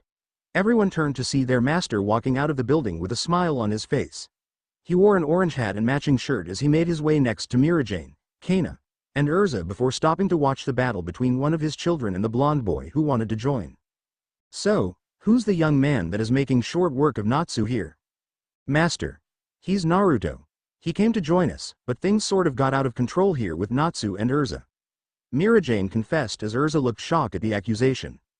I did no such thing. I put away my weapon, but Natsu attacked him out of nowhere. Something about him getting knocked down by Naruto's landing. Erza explained to her master. Mirajane and Kana here seemed to make things worse by fighting about who liked who first. Hey, I'm not the one who was rubbing my boobs in his face, Kana pointed out as Erza gasped. You kissed him, Mirajane yelled at the card mage. Yeah, so? Erza wanted to bash his head in with a mace. He left me to pay for the damages. I was just having coffee with the guy. I have no problem at all with you kissing him or Erza giving him some fun, south of the mouth. Pounding the pillows. Doing the twins. Booby bang. Holy crap. Kana. Mirajane. Seriously? Naruto shouted over Natsu and at the two arguing over names for a paiserie. Nothing didn't happen there, holy crap, I'm just trying to join Fairy Tail. I'm just trying to join Fairy Tail. Naruto repeated with a sigh. He looked up at Natsu who seemed antsy as he sighed once again. Just come at me and finish this. Hell yeah. Natsu shouted as he jumped at the blonde with flame-covered fists. He launched a barrage of punches at Naruto, but none landed as he dodged every one of them. Natsu threw a left hook, expecting to catch the blonde off guard, but he leaned back as the fist of fire missed his face by inches. The Dragon Slayer was getting furious as none of his attacks weren't landing and decided to step it up a notch. There will be no strike 3, fly boy, he shouted as he jumped back and slammed his fist together. Mirajane, Erza, and Kana's eyes widened along with everyone else in the guild as they realized what spell Natsu decided to use against the blonde. Natsu, don't, Gray shouted, ready to stop his rival, but a large arm stopped him and looked down at the source of the limb. Master? It's fine. Trust me, Makarov spoke wisely as he watched the pink-haired mage charge up with a large orange-red seal. Kana and Mirajane wanted to stop him, but if the master said it was okay, it was. They trusted him like a daughter would trust their father, just as much as Erza trusted him. Natsu's chest expanded as his cheeks puffed out with his hands over his mouth before launching his signature attack at the blonde. Fire Dragon's Roar. Only. The attack never reached Naruto. In a blink of an eye, Naruto was underneath Natsu and slammed his foot down on the mage's foot before delivering a palm strike under his chin. The large stream of fire shot into the sky harmlessly as everyone gasped at Naruto's speed and quick thinking. The attack finished itself off as Natsu's head came back down and saw Naruto looking up at him with a smile. Strike 3. My turn. For the first time in a long while, Natsu was a little afraid as he tried to back away from the blonde. But he realized he couldn't move because Naruto still had his foot on his foot. Oh, crap. Suddenly, he was a boxing bag as Naruto unleashed a fury of light punches all over his body and face. His arms, torso, and head flailed about as the impacts of Naruto's fists caused Natsu's body to thrash around like a doll. Just as quick, the blonde stopped his attack and released Natsu's foot before delivering a hard headbutt into the Dragon Slayer's forehead. The impact threw him back and once again, Natsu landed in the spot unconscious where he started the fight in the first place. Silence hung in the air as everyone watched Naruto defeat Natsu without any magic, just hand-to-hand combat as he brushed his hands off and walked toward their master. Naruto smiled as he leaned down and stretched his hand out to the small master. Hello, Mr. Makarov. I'm Naruto. I would like to join Fairy Tail if I can.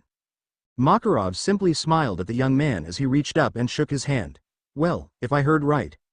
I do believe Natsu said that if you beat him, you can join, and my dear boy, you did beat him. I went easy on him, don't worry, it wouldn't make a good impression if I hurt him too badly. The same thought went through everyone's head. He went easy on him? Oh, I knew you wouldn't. But you did seem to cause quite a bit of trouble here with a few of our members. The old master mused playfully as the three female mages turned a deep red from embarrassment. Yeah, I seem to cause trouble every time I fly and land apparently. Naruto rubbed the back of his head. So it seems. Makarov laughed loudly. So, shall we head inside and get you your mark? Then we shall celebrate all night in honor of our newest member of our family. Everyone shouted in glee as they always loved a good party and quickly raised the blonde off his feet before running into the guild building. Makarov watched as Kana, Erza, and Mirajane followed quietly, still embarrassed from their previous outbursts. Makarov merely chuckled as he took a minute to look up at the sky where he watched Naruto fly in from the window of his bedroom. So, Maggie, let's see if you found the hero we've searched for all this time. The old wizard saint wondered to himself as he turned away and walked into his guild building. Then, for some reason he felt like he forgot something before shaking his head and went inside. A few seconds later, Happy came flying back with a giant fish in his arms and a huge smile on his face. Only to find everyone gone and an unconscious, beaten Natsu on the ground with his butt sticking up in the air. Huh? Did I miss something? Oh, my head. It feels like a hammer broke right into my skull. Naruto mumbled softly as he tried to turn in bed. Only, it didn't feel like his bed and he couldn't turn over onto his side. Wah! The blonde hero opened his eyes slowly, the light burning them as soon as he cracked open an eyelid. Where am I? A rather large ceiling came into a blurry view as Naruto tried to raise a hand to his face to rub his eyes. Except that he couldn't move his arm. Or the other one. His eyes were wide open now as he lifted his head off what he found to be a hard floor and took a good look around his current sleeping area. A goofy grin slapped across his face as the memories of last night came to him. The lost ninja was accepted into the guild with open arms and a huge party was thrown to celebrate his entrance to Fairy Tail. Only, it was unlike any party he had ever been to in his life. Brawls started between random mages every 5 minutes, drinking contests were initiated constantly throughout the night, and food was eaten and thrown all over the place. He remembered Natsu sulking in the corner until Gray challenged him to a fight and they went at it with smiles on their faces. Until Erza got in between them and scolded the two mages like an older sister would to her younger brothers. Naruto was grateful for those two since they had distracted the redhead for most of the night. The group known as Shadow Gear welcomed him with big smiles as well. Actually, only the small blue-haired girl did while the other two had apparent jealous looks on their faces. The girl known as Levi welcomed him further by waving her hands as a multicolored word appeared out of nowhere above her. It spelled out, "Welcome," as it blew up into fireworks. It had amazed him, and she explained it was her magic called solid script, and the words she made were whatever she wrote them out to be. Giving another example, she spelled out, fire, and a blue flame shot out at Natsu before the Dragon Slayer ate it out in full gusto. From there, following Levi's example, other mages welcomed him personally, and some showed him their own magic spells as well. Smoke magic, takeover magic, fire magic, ice magic. There were so many different kinds that he was overwhelmed by the attention and displays of power. Next thing that Naruto knew, Kana came over with 2 barrels of beer and had him drinking the whole night. He vaguely remembers certain moments after that. Dancing with a guy named V. Something, having an arm wrestling match with this huge guy in orange shorts, and something about him stripping with Gray and giving Mirajane a lap dance before Kana pushed her off and sat in the chair with jewels in her hands. Oh, that would explain this. Naruto looked down at his bare chest to see Mirajane sleeping in one arm and Kana sleeping in the other. He shook his head and decided that it would be best that they didn't wake up like this and start fighting all over again. He still didn't understand how it happened. He was having a pleasant coffee break with Mirajane every day like what friends did, and with Kana. Well, that was a little on the romantic side, but nothing else had happened between them besides the impromptu kiss. Somehow, that caused the 2 friends to go at each other for his affection. Naruto didn't even know they felt that way. Carefully, he slipped both arms out from under the girls and placed their heads down on the floor softly. He smiled at the 2 as he stood up with a twinge of pain in his lower back. He stretched his back and popped his neck before taking another look around at the mess of bodies spread around the guild. His eyes widened at the sight of a guy with a broom handle up his ass and shivered at the thought.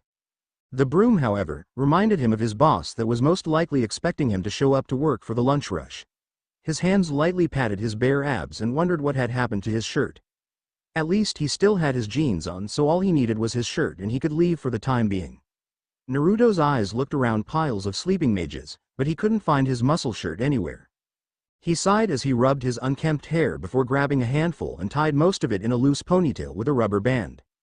It looked like he had to fly home without a shirt. He carefully stepped over the passed-out wizards as he made his way to the doorway, and right about the time he reached the door, a hand tugged on his wrist. He looked down to see Master Makarov smiling up at him and nodded towards the outside. The blonde nodded back as they both quietly walked outside the doors before closing them without a sound. "So, my boy, you enjoyed your welcoming party?" Makarov asked as they slowly walked towards the gates of Fairy Tail. "More than anything I had enjoyed in a long time. I never really had a family to celebrate like that before," Naruto confessed as the master nodded in understanding. That's something I understand all too well. Many of the mages here have no families, and most have a past they rather no speak about because it's too painful for them. That's why I stress the importance of this guild being a family. We all work together, eat and drink together, play together, and unfortunately at times, mourn together," Makarov explained to the blonde. They stopped at the gates before the old master turned to Naruto and looked up with a serious look in his eyes. "I let you join because I see you have much pain in your heart, but I also see love, kindness, and a warmth that one rarely sees in a warrior such as yourself." Naruto's eyes slightly widened at the shorter man's statement. "How did you?" "I've been around for a long time, son. I can tell when a man has seen war and tragedy in his life. But you've seen more in your short life than I have ever seen in an older man with a lifetime of experience," Makarov confessed before looking away politely. "I will never ask you questions about your past or your magic because I respect privacy among everything else. A man's past is his own, and so is his power. All I ask in return is the same courtesy to the rest of your nakama, understand?" "Yes, I do. Thank you, sir. I never really had someone put so much faith into me like this before. At least, not without jokes." Naruto smiled. "All I ask for myself is that I work at a cafe in town, so I might not be around all the time." "It's no problem. It's not necessary to be around all the time to take missions. The guild is a place to simply have a place to go to where you have nowhere else to go. Speaking of which, I do have a favor to ask of you. I know you were planning to go to work today, but this is important to me." "Sure. What is it that you need?" Naruto asked as Makarov's sweat dropped a little at what he was about to ask of the blonde. "Well, lately, a certain mage of ours has been stressed out this past week and had been taking more risks than she normally would on missions. I'm a little concerned. I would like for you to go with her on a mission that she plans to take today." "Me? What can I do? I'm not a Thera." "Wait, did you say she?" Naruto stated deadpanned. "She who?" "Master, I'm here as you request. You wanted to talk about my mission today." A voice spoke out from outside the gates as Naruto and Makarov turned their heads to see Erza walking up the street to the gates of Fairy Tale. Her eyes quickly steeled at the sight of the blonde as her teeth gritted in anger. "Hello. Naruto. How are you today?" I'm fine, Erza-san. You look lovely today," Naruto replied nervously.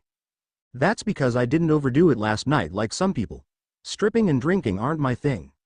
Erza looked down at his bare chest and tousled hair before quickly averting her eyes away to avoid the slight pink tone from being seen on her cheeks. "Couldn't find your shirt? It's because Natsu burned it up after you gave Kana and Mirajane a lap dance. Something about it being payback."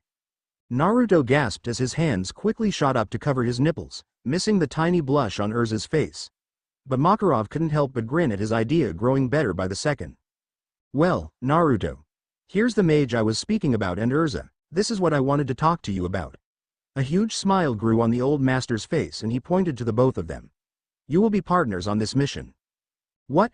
I can't believe Master's making me take you along so you can get some mission experience. This is a rank mission." Erza grumbled as they waited for the train at the Magnolia Town's train station. "He should have thrown you with Natsu or something. An easy mission like retrieving papers, not slaying a massive monster." Naruto just kept his mouth shut, knowing the real reason that Makarov sent him on the mission with Erza. "If you're upset about the money, you can keep both halves.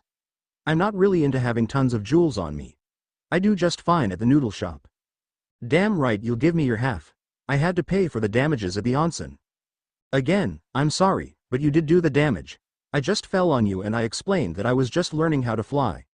Naruto explained once more, but Erza just scoffed and ignored the blonde's apology. "So you say. You seem to be pretty under control when you fought with Natsu and your apparent flying over the town date with Kana." The redhead spat out with venom in her voice. "By the way, what is your magic anyways? Not that I care, but it might be necessary for this mission." "Know what? Never mind. I'm not going to let a rookie get involved with this mission. You are purely an observer in this job." "Wow. You're more of a hard ass than what people say." The words slipped out of Naruto's mouth before he could stop himself. He had to dodge a metal-covered fist as Erza reacted to his bold statement. "Holy crap, woman. Seriously. I heard you were the responsible, level-headed role model in Fairy Tale, but damn." Naruto backed away a few feet and held his arms up. "Do you solve everything with violence?" "No. Well, most of the time," the armor-clad woman had to admit, "because an iron fist is all people understand in this day and age." "Is that why you're always wearing armor?" Naruto knew he hit a soft spot as Erza immediately stopped talking to him and waited for the train to come. Naruto sighed as he slowly walked back next to the weapon mage and waited in silence along with her until their ride came and took them away to their mission. This is a great start. 30 minutes later, they were heading towards their destination as the silence continued to linger between the two mages. They sat in their private cabin seats as Naruto watched the scenery pass by, and it hit him that this was the first time he left Magnolia Town since he arrived in this world. He adjusted the collar of the maroon dress shirt he had to buy on the way to the train station because Erza wouldn't let him go home to pick up a muscle shirt. Naruto just buttoned it up halfway and let the end hang out, not bothering to tuck the tail in his jeans. He sighed as he turned his attention back to Erza, who was sitting quietly with her eyes closed. Even though he still thought that Erza was impatient and overly strict in a sense, he could see so many tells of a bad childhood and how it affected her emotionally. After all, it took one to know one. Maybe that could be their connection to understanding each other better, but he remembered what Makarov said about respect each other's privacy and knew there was no way to approach the topic safely. So, he decided to go another way and brought up a topic that was mentioned earlier. "So, I'm still trying to figure out my magic. It's a bit confusing to say the least."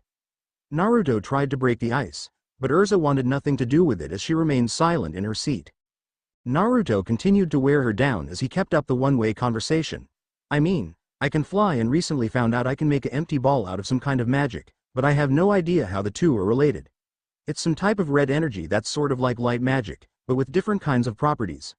Almost like saying, I got fire that burns me cold or water that makes me dry. It's very mind-boggling."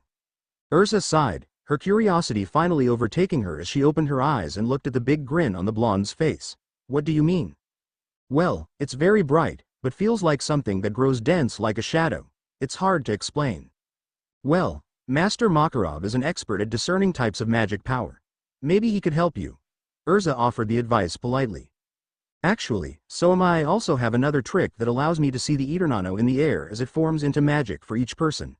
It's like streams of colors floating in the air, it's quite a sight. Strings of magic over around us, kind of like watching music if you understand what I'm saying. Naruto tried to explain what he feels and sees when he's in mage mode. Erza couldn't help but get entranced at the blonde's description of the Eternano that surrounds everything in this world and wondered what kind of magic that would allow him to see that. How do you see Eternano? I know that sometimes raw magic can be seen, but after it's been absorbed by a person and focused. Well, my technique sort of allows me to become part of nature in a sense. Like borrowing someone's eyes, only this case, Mother Nature's eyes. It used to be that it allowed me to sense someone's location and their level of power while giving me a massive increase in strength and speed. But now, it's sort of changed into just the former, losing the physical part while giving me a new ability to see magic on different levels. How so? I'm still discovering how it works, but I think I'm able to tell what kind of magic someone's able to use by watching their color stream when they are about to attack. It happened to me a few nights ago. So far, that's about it along with what I already told you. Naruto surprised himself on how much he was telling Erza when only a day ago, she was trying to bash his head in, again. That's quite interesting. Could I possibly see how you do it? Erza forced herself to ask her new rival, curiosity overcoming her desire to beat the blonde silly. Okay. Naruto had no problem showing the redhead, just happy she's not trying to kill him anymore. Without a hitch, he slipped into mage mode as he felt himself becoming one with the magic dancing in the air. Erza let out a small gasp of amazement as Naruto's eyes grew more bright and a line of red appeared below each eye. Oh, so it's eye magic. That's what you are using, a type of eye magic. Magic lesson number 20. Eye magic. I wonder why Miss Maggie never said anything, but then again, I tuned out most of it, Naruto mused. I guess then all I need is a name for it. Naruto chuckled, and figure out my other magic. Well, show me again. It just seems to me that you just have no idea about what magic is, so show me that spell you were talking about. Erza smirked, proud of herself that she managed to do something her master can do as well. Naruto nodded again as he held his palms out and focused as a transparent, red sphere appearing in the middle of his hands about the size of a baseball. So far, all it's done is hold things inside and protect them like a barrier. I feel like it can do more, but I haven't tried to do much to be honest. Erza tried to rack her brain on what he was doing and the type it was, but she was at a loss for words as she now understood what he was talking about. Have you tried to see your own magic with your eye magic? No actually. I've just used it to find and turn on my magic, Naruto said sheepishly as he shrugged. Erza face palmed at the blonde's lack of common sense and wondered just about how much of his teacher's lessons he's ignored. Well, turn them back on and look at your little ball. What does it tell you? The redhead pointed out in a cocky manner. Naruto slipped back into his mage mode or rather, mage eyes as he looked down at his hands and let his eyes do the work. Instinctively, his mind told him that it was a type of advanced telekinesis that allowed him to manipulate and condense magic at the subatomic level. He also discerned that it could be altered to be used in different ways, which explained how he was able to fly and create small spheres.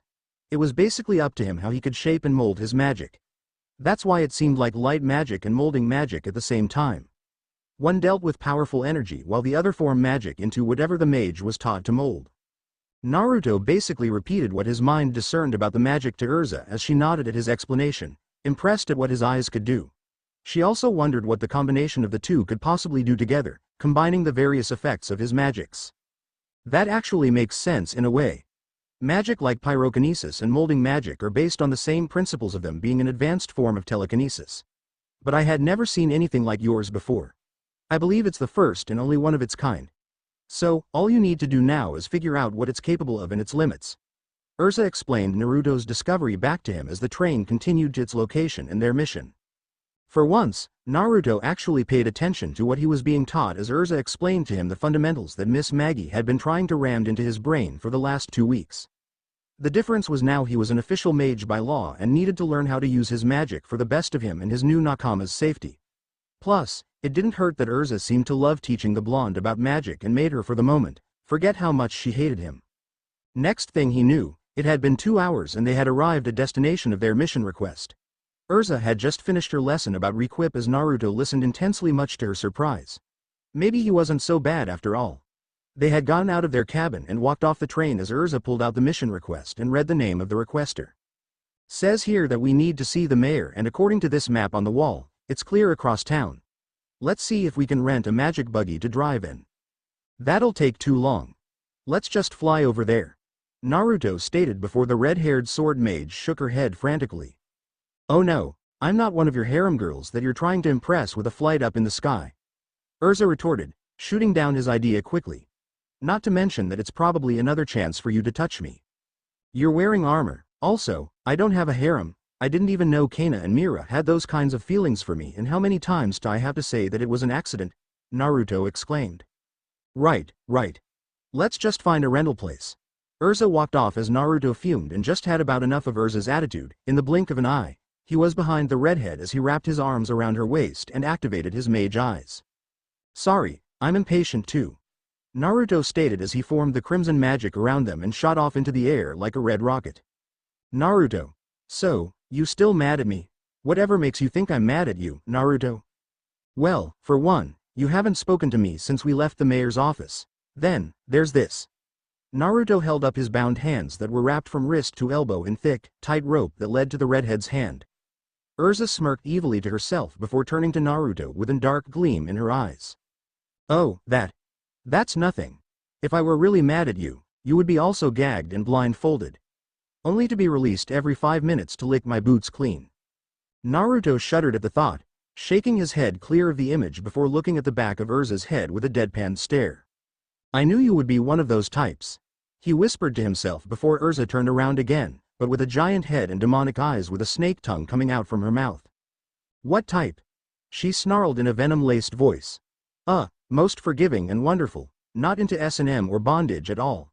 Naruto smiled panically as he waved his tied hands back and forth in front of him. Very forgiving of you to only tie my hands up and lead me around like a puppy. Erza smirked as she turned back around and continued to walk down the path into the thick forest ahead. I tied you up so you won't try and fly me up with you again. Plus, it seems to be a good way to keep you out of this hunt for the monster that attacked the work crews that are trying to clear this area. Okay. 1. You loved it. Admit it. 2. I can handle myself. 3. Why are they clearing this area? It's beautiful. Naruto wondered as he looked around at the lush, green forest that was a few miles outside the town. For once, I agree with you. But that's progress. The town's growing, so the area is needed to build more housing and markets. Unfortunately, the expansion has been halted due to these attacks. Erza stated, looking around the clearing until they reached the worksite of the town's lumber company. I understand progress, but it's still heartbreaking to me to see all these trees cut down. The blonde spoke nostalgically before walking up next to Erza and took a look around himself. His eyes caught the sight of the ruined machinery and let out a low whistle. That is some serious damage to those logging machines. The sword mage nodded as they continued down the path and into the worksite to get a closer look. Let's try to find a clue about what we are dealing with here and how we can find it. Well, finding it shouldn't be a problem for me. As long as it's within my range, my mage mode should be able to find it. Naruto pointed out before smirking playfully. Or would I just be getting in the way? Erza sighed as she closed her eyes and gritted her teeth. As much as she wanted to tell him to stay out of it, his magic would save them hours, possibly days of search time. No, go ahead. Find the monster so we can finish this job and head back already. But much to her surprise, he shook his head. I don't think so. Why? Erza nearly shouted, the rope tempting her to wrap it around the blonde's neck and strangle him. Who was he to say no to her? Because, you didn't say please. Breaking glass could be heard as the red-haired mage frozen in place, her mouth agape at his retort. But before she could say anything back or re-equip a weapon to beat him senseless, Naruto continued to speak on the manner. Just say we're a team and I'll do it. You can even keep me tied up if you want. I just want you to say we're a team on this mission. The lost shinobi asked with a huge grin on his face as Erza stiffed once again. The last thing she wanted to do was admit she needed help from him of all people. She wasn't above asking for help. She actually asks for help on a regular basis from her guild members back in Fairy Tail. But this was Naruto, of all people. No, she would not have her mission record spoiled on the off chance she couldn't locate this beast. She sighed once more and looked into the blonde's grinning face with disgust. Fine, we're a team. Team Awesome. What? Say it. Say we're Team Awesome. No, I'm not going to say that. What the hell for? Well, Levi is part of Team Shadow Gear and so I want a name for our team. I was considering Team Ramen, but then that just made me hungry. Then I thought, Team Boomtastic. But that was silly. Team Naruto came in mind for a minute, but that was egotistic of me, and so Team Awesome was born. Naruto's grin grew wider as fury and rage made steam come out of Erza's ears. I will never call us Team Awesome. You are a pervert who peeped on me and sweet-talked your way into fairy tale. I will never consider you my nakama or anything of the sort. I was forced to take you along, and after this, we will never work toget. Erza began to shout in anger. But all of a sudden, Naruto jumped backwards as he tugged on the rope she was holding and pulled her along with him. Wah! She tried to get out a question, but an explosion of dirt and rock came up from the spot where she was standing a minute ago. She looked over to Naruto, whose binds were already cut into pieces on the ground. His eyes shined a deeper blue and was outlined in red as he held her in his arms. He kept his sight on the spot where she stood a moment ago as the dust settled, revealing a huge pair of green fists smashed into the dirt. Erza looked away from Naruto's eyes to see the creature who appeared from nowhere and got a good look at it. It was as big as the guild building and had huge, muscular arms that ended with sharp claws. Its feet were talons and black spots covered its dark green skin from head to toe. A large, brown mane spiked off his head with a huge horn sticking out on top. Its eyes glow a dark red as its fanged mouth opened to let out a deep growl. Wow, that's a big monster. Are you okay?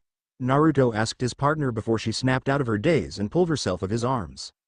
I'm fine, thank you for the assist, but I got it from here. Please stay out of this fight. I will slay this beast myself.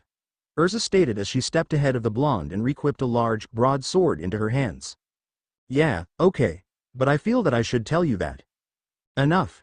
Just stay back, Erza shouted, rushing towards the massive beast in an impressive display of speed. The tip of her sword cut a line into the ground as she charged full power into her swing and connected the blade against the monster's arm.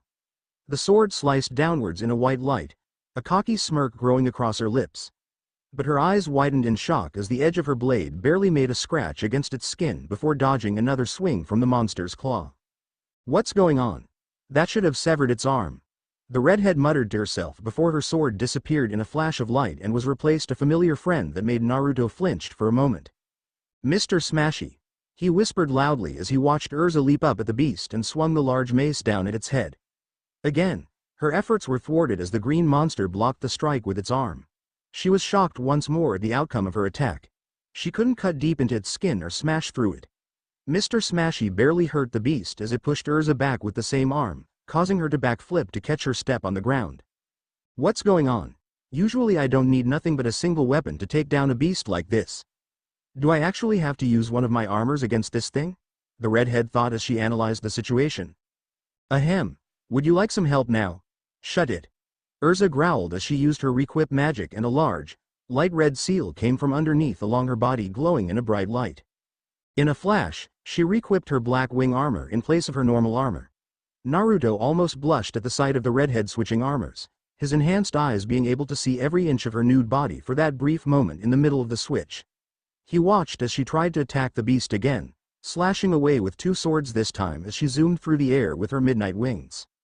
Moonflash. But he knew it was for naught. He could see the dark green magic swirling around the monster and knew that it somehow made its skin and muscle density almost 50 times denser than normal.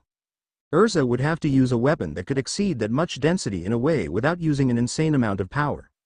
That weapon would have only one direct way to attack in a piercing or thrusting fashion like a spear or halberd.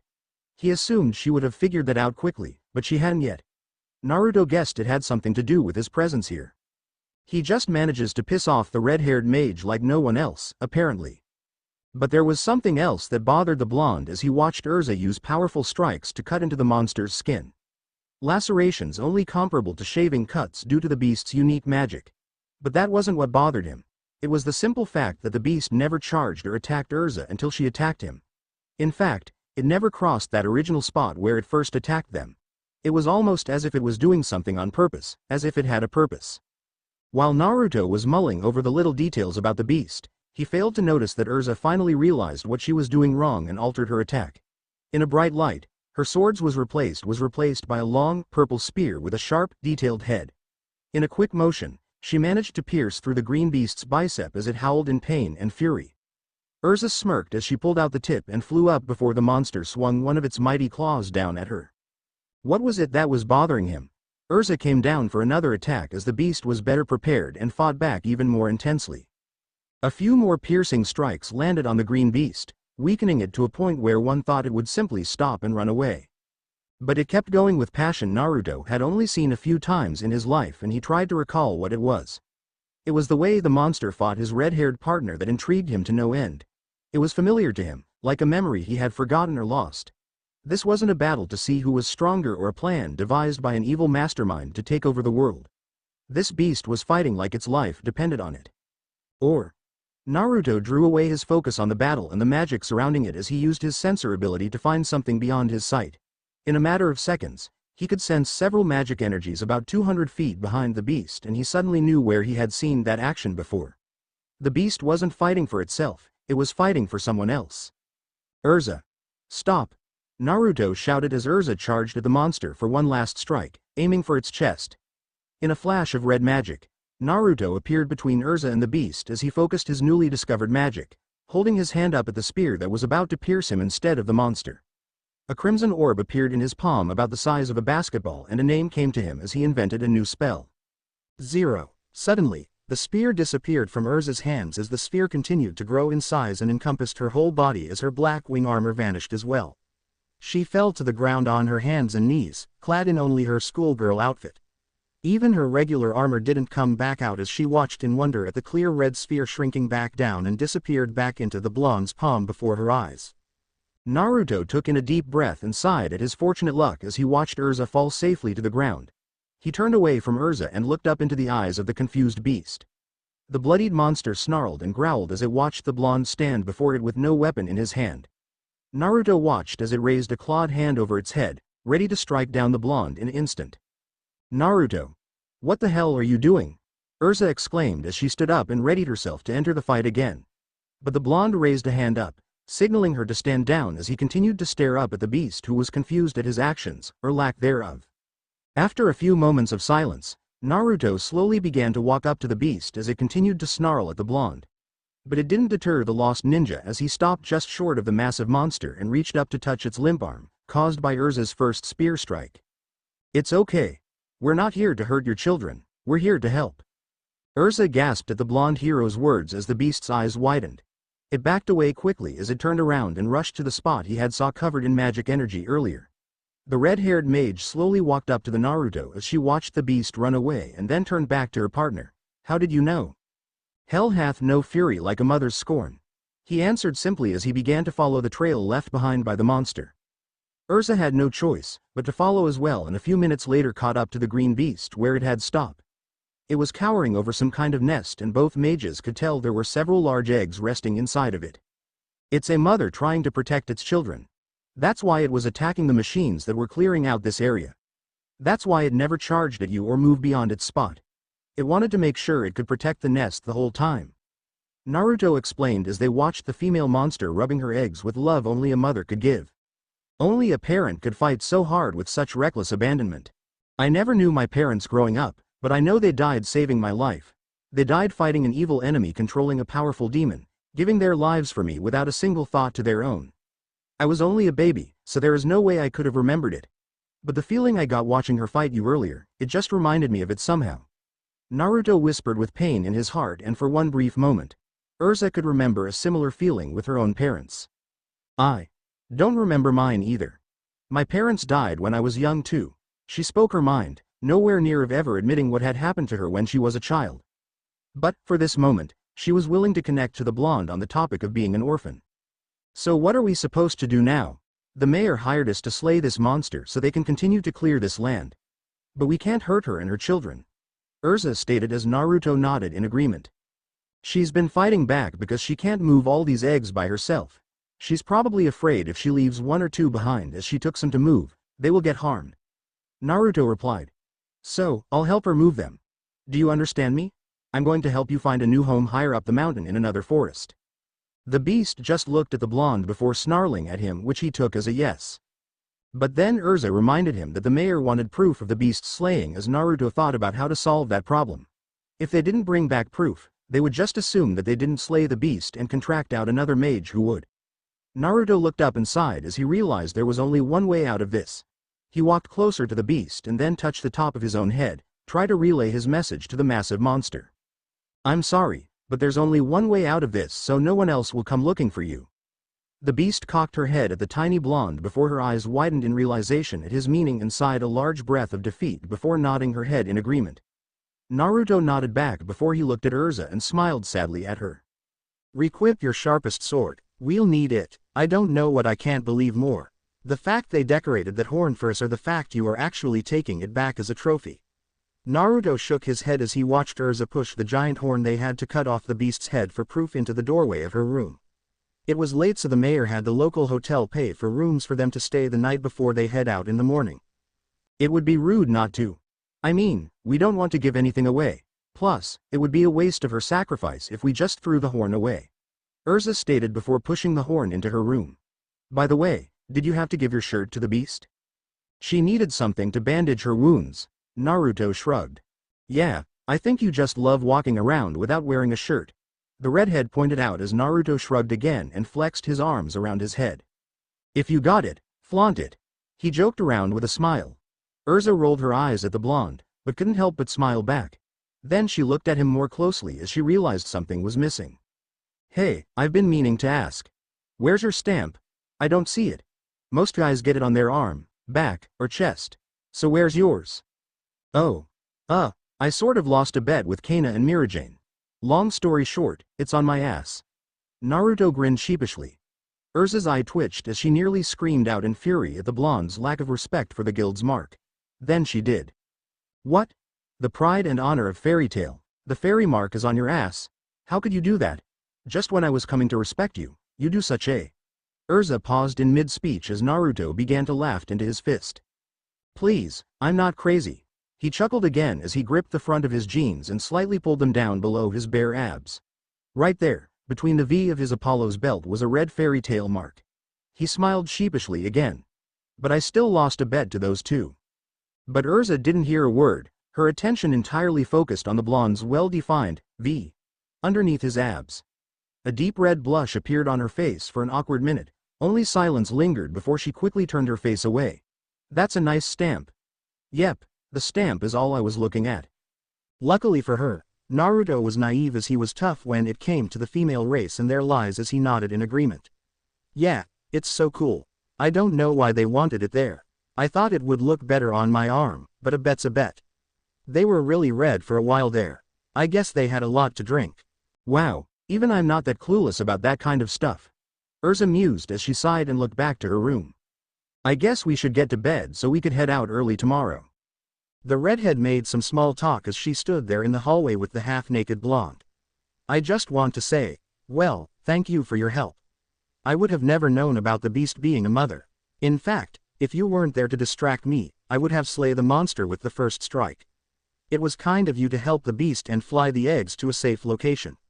Who knew that you getting on my nerves would be for the best? Naruto grinned from ear to ear at Erza, who looked at him in confusion. Sorry, I'm just surprised.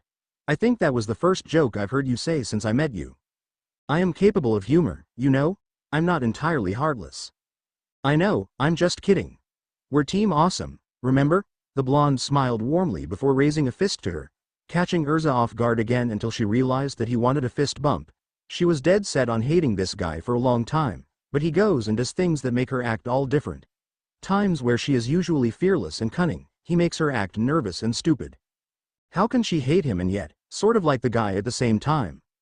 Last thing she wanted was to be friends with him, let alone partners on Team Awesome. But she had to admit it, he was a very strong mage and had limitless potential to grow into a powerful wizard. He had a kind heart and could see things a normal person would have been clueless to or have ignored. He even saw past her armor, questioning why she wore it at all times. She never answered him, but she could see herself doing so in the future if he kept doing things he was doing. Yeah, we're Team Awesome. She cracked a real smile for once with Naruto, fist-bumping him before turning her smile into a smirk, for now. Naruto laughed before heading to his room. Say that now. Pretty soon, word will spread and everyone will be asking for Team Awesome. Good night, Erza.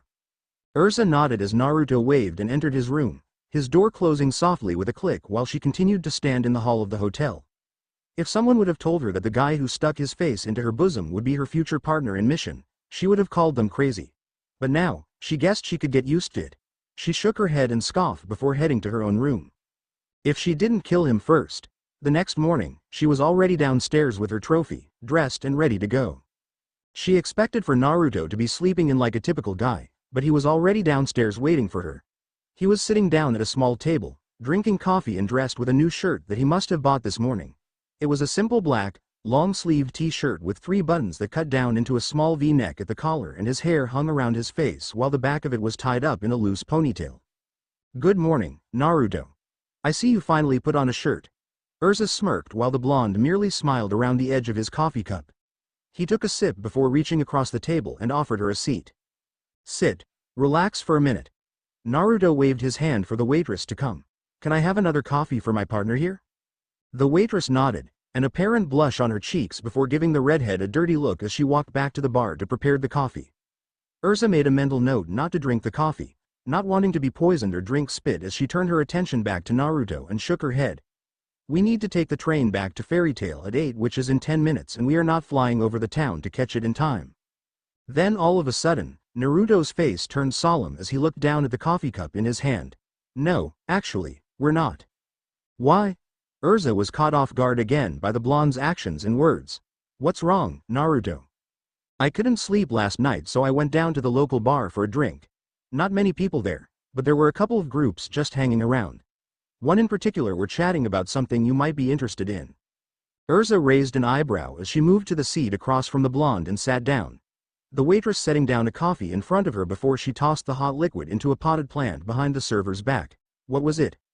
Naruto chuckled at her reaction to the possibly tainted coffee before sipping on his own cup and looking directing into her eyes, his face turning serious again before he continued with his story. "Tell me, what do you know about a guild called Eisenwald and something called Lullaby?" "So, dark guilds, huh? Of course. There had to be bad guys in this world too." Naruto muttered to himself once Erza explained what Eisenwald was and what they represented in the grand scheme of things in Fury. "I can't believe you have never heard of dark guilds before. They are well known even to normal civilians who can't use magic. They terrorize non-magical people and take on missions that light guilds are banned from taking. In fact, Eisenwald used to be a light guild until they started to take on assassination missions. Killing is forbidden for all mages. It's what caused the Magic Council to disband Eisenwald, who then later became a dark guild." Erza continued with her summary for the blonde on the subject of dark guilds. "Okay then, so what did I overhear exactly? What is Lullaby?" Naruto asked once more as Erza's face contorted into a look of deep thought. "I've only heard about it in passing through stories and legends. The flute that was once just a tool to be used for murder by curse, which meant that it curses the target and causes it to die. After getting into the hands of Zeref, the most deadly dark mage who had ever lived and used living magic, turned it into a magical flute. It was then called the mass curse murder magic that is capable of putting a death curse on everyone who hears its melody except for the caster. Damn, that is one hell of a weapon. I want to ask about Zeref, but it seems like we are on a time constraint now. Those guys were talking about a member of the guild who plans to unseal it for their leader to use." The blonde stated what he overheard to his partner, who continued to think deeply about the situation. "Well, maybe you heard the name of the guild wrong then? Maybe they're just mages on an unsealing job for the Magic Council?" Erza surmised hopefully. "Maybe. I'm not used to these weird names. I did catch the name of the leader pretty clearly. It was Aragorn, I think." Erza suddenly froze in place, the name ringing in her ears. Naruto immediately saw the redhead's reaction to the name and knew it wasn't good. "Aragorn? Are you sure, Naruto? You have to be absolutely sure?" "I'm sure. Definitely," Naruto answered seriously. "Then we do have a problem. He's an infamous dark S-class mage who only takes assassination missions. If he's involved with Lullaby, only terror will follow. We need to get back to Fairy Tail immediately and inform Master of this. He can decide how we can proceed with this information." Erza stood up from her seat before Naruto shook his head at her. "No way. By the time we get back and tell Makarov, they could have unsealed and taken Lullaby and delivered it to this Aragorn guy. We need to act now and go after them while the trail is fresh," the lost shinobi declared as he made a fist and slammed it on the table. "Let's go, Team Awesome to the rescue." Erza face palmed as her previous frustrations with the blonde came back in full swing. "That's reckless, not to mention we would be outnumbered if the entire Eisenwald guild were to be involved. We need Master's wisdom on the matter and more team members for backup." "You know I'm right. We need to nip this in the bud before it starts. Besides, Team Awesome only has 2 members in it and we're more than enough for these guys. I say, let's go back to that bar and I can get a whiff of whatever magic trace they left behind. Then I'll go into mage mode and track their sorry asses down. They'll never see it coming and the cursed flute will never even make it to Erigor's hands. Naruto slammed his fist into his hand and grinned as Erza sighed at the blonde's antics. He did have a point. By the time they reached Fairy Tail and discussed the matter, whatever member of Eisenwald could be unsealing Lullaby and taking it to Erigor. The blonde did have a strange way of getting his point across as the red-haired mage decided on the path they should follow. Fine, we'll go after them, but I'm going to use a lacrima crystal to call Mirajane and tell Master what we are doing. He can send some backup for us and give me peace of mind that he knows what we are about to do. Deal. Go make the call and I'll go do my voodoo, magic, track their ass thingy at the bar. Meet you outside the train station in 10 minutes. Naruto grinned, holding up a fist to Erza as she stared in confusion before rolling her eyes at the balled-up hand. She sighed and looked away in embarrassment before raising her own metal-covered fist and bumped Naruto's. Team Awesome! Naruto shouted with pride, looking at his partner to do the same. Team Awesome! Erza whispered quickly before turning away from the blonde as he cheered and took off to the bar to find clues. She bit her lip, trying not to think about how cute he looked when he got excited. No, she needed to focus on the task on hand and talk to Master right away. Erza re-equipped a piece of her luggage, a small suitcase, before kneeling down and zipped it open. She took out a lacrima communication crystal and sent back her case into its pocket dimension. Not wanting to be overheard, Erza walked deeper into the hotel's dining room and sat down in a booth in the farthest corner. She set the orb down and focused her magic into the lacrima as she focused on who she wanted to call. In a matter of moments, a familiar face appeared in the crystal and smiled up at the weapons mage. Erza. How are you? Mirajane smiled, though Erza could have swore she can see a twitch in the white-haired girl's eyebrow. So, where's Naruto? He's around. Actually, that's why I called. I need to talk to Master, Erza explained. Oh, well, he isn't here actually. He left for the guild masters meeting early this morning. Speaking of which, how did your mission go? Is it completed? I see that you two must have spent the night somewhere. Mirajane stated before poking into what she and Naruto were up to. Erza had a feeling it was more about Naruto than herself and the mission. Naruto? Where? Is he there, Mira? Another voice spoke out from the lacrima as Mirajane's face was pushed aside and Kana appeared now in Erza's vision. Hey Erza, where's Naruto? Is he fine? Did he ask about me? You didn't make him give you another Bombay roll, did you? Booby boinking. Nipple nookie. Melon balling. A woman's necktie. Betty booping. Doing the prairie dog. Putting the lime in the coconut. More like putting the lime between the coconuts. And drink it all up. Enough. Erza shouted into the lacrima crystal with her face all red, stopping the two girls in another conversation about a pastry before it got even more dirty. Good lord, you two are insane. Naruto is fine and the mission is done. But last night, Naruto overheard something that could spell dangerous for hundreds of people. What's going on? Kana asked as she and Mirajane shared the communication crystal in concern for their friends. What did he hear? It turns out a dark guild being led by Erigor the Reaper are going after Lullaby. He's sent someone to unseal it and bring it to him. But we have no idea where, so Naruto is currently trying to track their magic. That's why I call. I wanted to tell Master and ask for some backup to meet up with us. Erza explained to her nakama. Erigor? The Shinigami? He's a S-ranked criminal? You can't take Naruto with you. He's barely figuring out his magic, let alone able to use it in combat properly. You need to send him back here before he gets killed. Mirajane exclaimed in worry as Kana nodded in agreement. You guys underestimate him greatly. You forget how skilled he is in hand-to-hand combat. He defeated Natsu without magic, and in regards to that, he's gotten much better with it. Not to mention he is possibly the only person in Fairy Tail who can track other mages over long distances. Just send Master a message about what we are doing and send Natsu and Gray to meet us. Just have them carry a communication lacrima, go on the train and head east. I will call them with the location of where we'll be. Are you sure, Erza? Kana asked in concern for her new friend, biting her lower lip. This sounds very dangerous. Things will be if Eisenward gets their hands on Lullaby. It's a deadly magical item made from Zaref's own living magic. People are in danger if we can't stop them before its use. The redhead stated in resolve. Hopefully, we can get to them before they even unseal the cursed object. I have to go now, so remember to send the message. Erza hung up before Mirajane or Kana could say anything further. Putting the lacrima away, she made her way outside and saw Naruto sitting on top of the roof of the building across from their hotel. She watched as the blonde sat on the tiles and was focusing in deep meditation. Erza could only assume that in a meditative position, Naruto could expand his sensing ability even further. "Got anything?"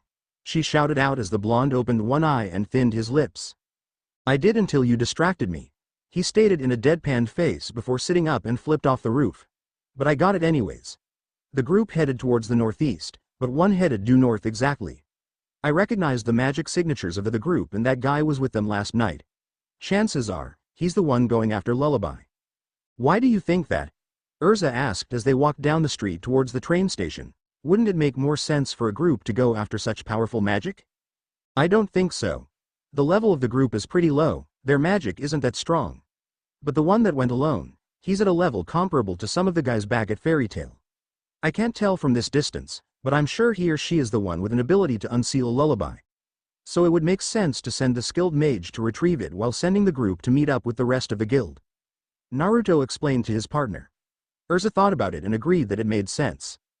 "So the plan is to try and get the mage before they reach where Lullaby is located. But the problem is that they have a head start on us." "Not by much. By the distance and speed, he's mostly on the train about 50 miles or so out. So we know the general area of where he's heading. We can catch up my way, and if we're close enough, I can most likely sense the evil magic inside of Lullaby if it's that dangerous. That would tell me where it is and we can beat him there," the blonde ninja stated with confidence as Erza cocked an eyebrow at part of his statement. "What do you mean, my way?" Naruto only smiled as Erza's face fell and her shoulders slumped in defeat. "Crap. For the record, I really hate this," Erza shouted as she held Naruto in a tight hug, flying over the train tracks heading north. "Hey, you're not the one with a pair of metal breasts jabbing into your chest. Seriously, what is your deal with the casual armor?" Naruto shouted back, holding onto the redhead's waist as he flew them at a safe level above the ground. "Mind your own business. You're freaking heavy as hell. Are you saying I'm fat? No, well, your ass is a little round and." "Finish that sentence and I swear I will take us both down." "Gotcha." They continued flying over the tracks in silence, Naruto not wanting for Erza to make her threat real.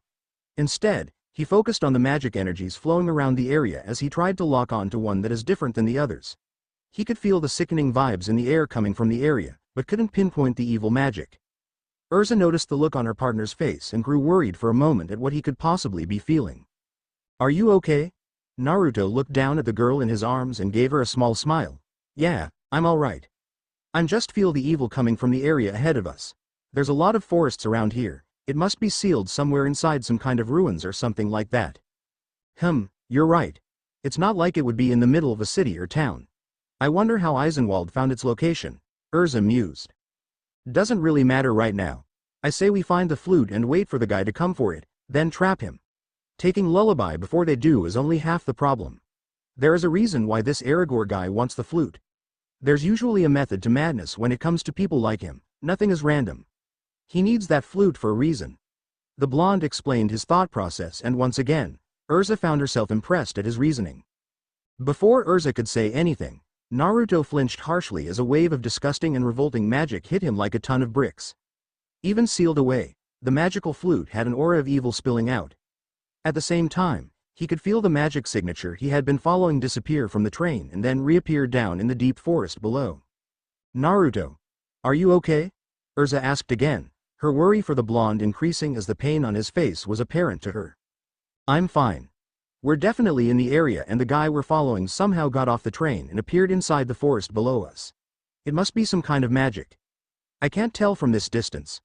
We need to land now, so hold on," Naruto shouted as they zoomed downwards into the thick grove of trees before landing safely onto the ground. The earth crushed beneath the blonde's feet as he landed and gently released Erza from his grasp. "Okay, let me catch my breath and we'll track this guy down before he reaches Lullaby." Naruto breathed out heavily, not used to flying for such a long period of time. He rolled up his long sleeves slightly above his elbows as he rested his hands on his knees. "Maybe my magic can do something about Lullaby for good." "I was thinking the same thing. If not, we still can take it to the Magic Council where they will take care of it. As soon as we do this, I'll call Natsu and Gray and tell them to meet us at the nearest town. Then we can go from there." Seems easy enough. I'm ready now. Give me a second. Naruto stood up straight as he slipped into his mage mode and took note of all the magical streams in the area. One giant strand was obvious as it gave off evil aura and was the most disgusting color of purple he had ever seen. He could also see another stream of magic flowing in that direction and sensed a person walking about 400 feet ahead of them. That way. About 400 feet due west. If we run, we can circle him and make it to the location of Lullaby before him. Right. Erza nodded as they both took off in that direction. After a few seconds, it was obvious to the red-haired mage how much faster Naruto was than herself. She knew he was slowing down just for her and she didn't like it. Using her requip, she quickly changed into her flight armor as the cheetah-fashioned armor adorned her body and matched the blonde's speed in a matter of moments. Naruto tried not to blush as Erza's new armor was very revealing and very appealing to him as she ran right next to him in a burst of speed. He could see the magic rolling around the armor and knew how it augmented her speed and agility to the max. He shook his head and tried to focus on the task on hand. They were circling the Eisenwald mage in order to beat him to Lullaby, but he honed on the magic signature so he could understand his abilities in order to lay out the proper trap. Even from this distance, he could analyze some of the mage's magic and could tell involved using shadows in a unique manner. There were several layers of magic, each having their own type and skill, and Naruto tried to decipher some of what he could do. Suddenly, his eyes widened as the signature disappeared again, just like what happened on the train earlier. But before he could mention this to Erza, an explosion erupted a few feet ahead of them as they both fell back hard on the ground. Out of the smoke, many black-colored fists came flying out and shot towards them before they could get fully back to their feet and react to the attack. Erza shouted as the barrage of fists rammed themselves against her body while Naruto grunted in pain himself from the powerful hits. After a few seconds, the fists stopped as they reunited in a spot on the ground ahead of them, forming a black circle. Then a form pulled itself out of the shadow and revealed a young man wearing matching white jacket and pants as he laughed at the fallen mages. I gotta admit, you guys are good. I didn't even sense you following me until a minute ago. As you can guess, I'm a shadow user along with being a sensor, though I'm better at dispelling magic than sensing it. The shadow mage grinned as a purple seal appeared below his feet. So make it easy on me and just leave. I will kill you if you don't mind your own business. Naruto was the first to his feet as he rose off the ground and looked at the guy in shock. His eyes widened as a familiar friend appeared right in front of him. Shikamaru? The end. Thanks for watching. Also remember to subscribe and like this video. See you in the next video.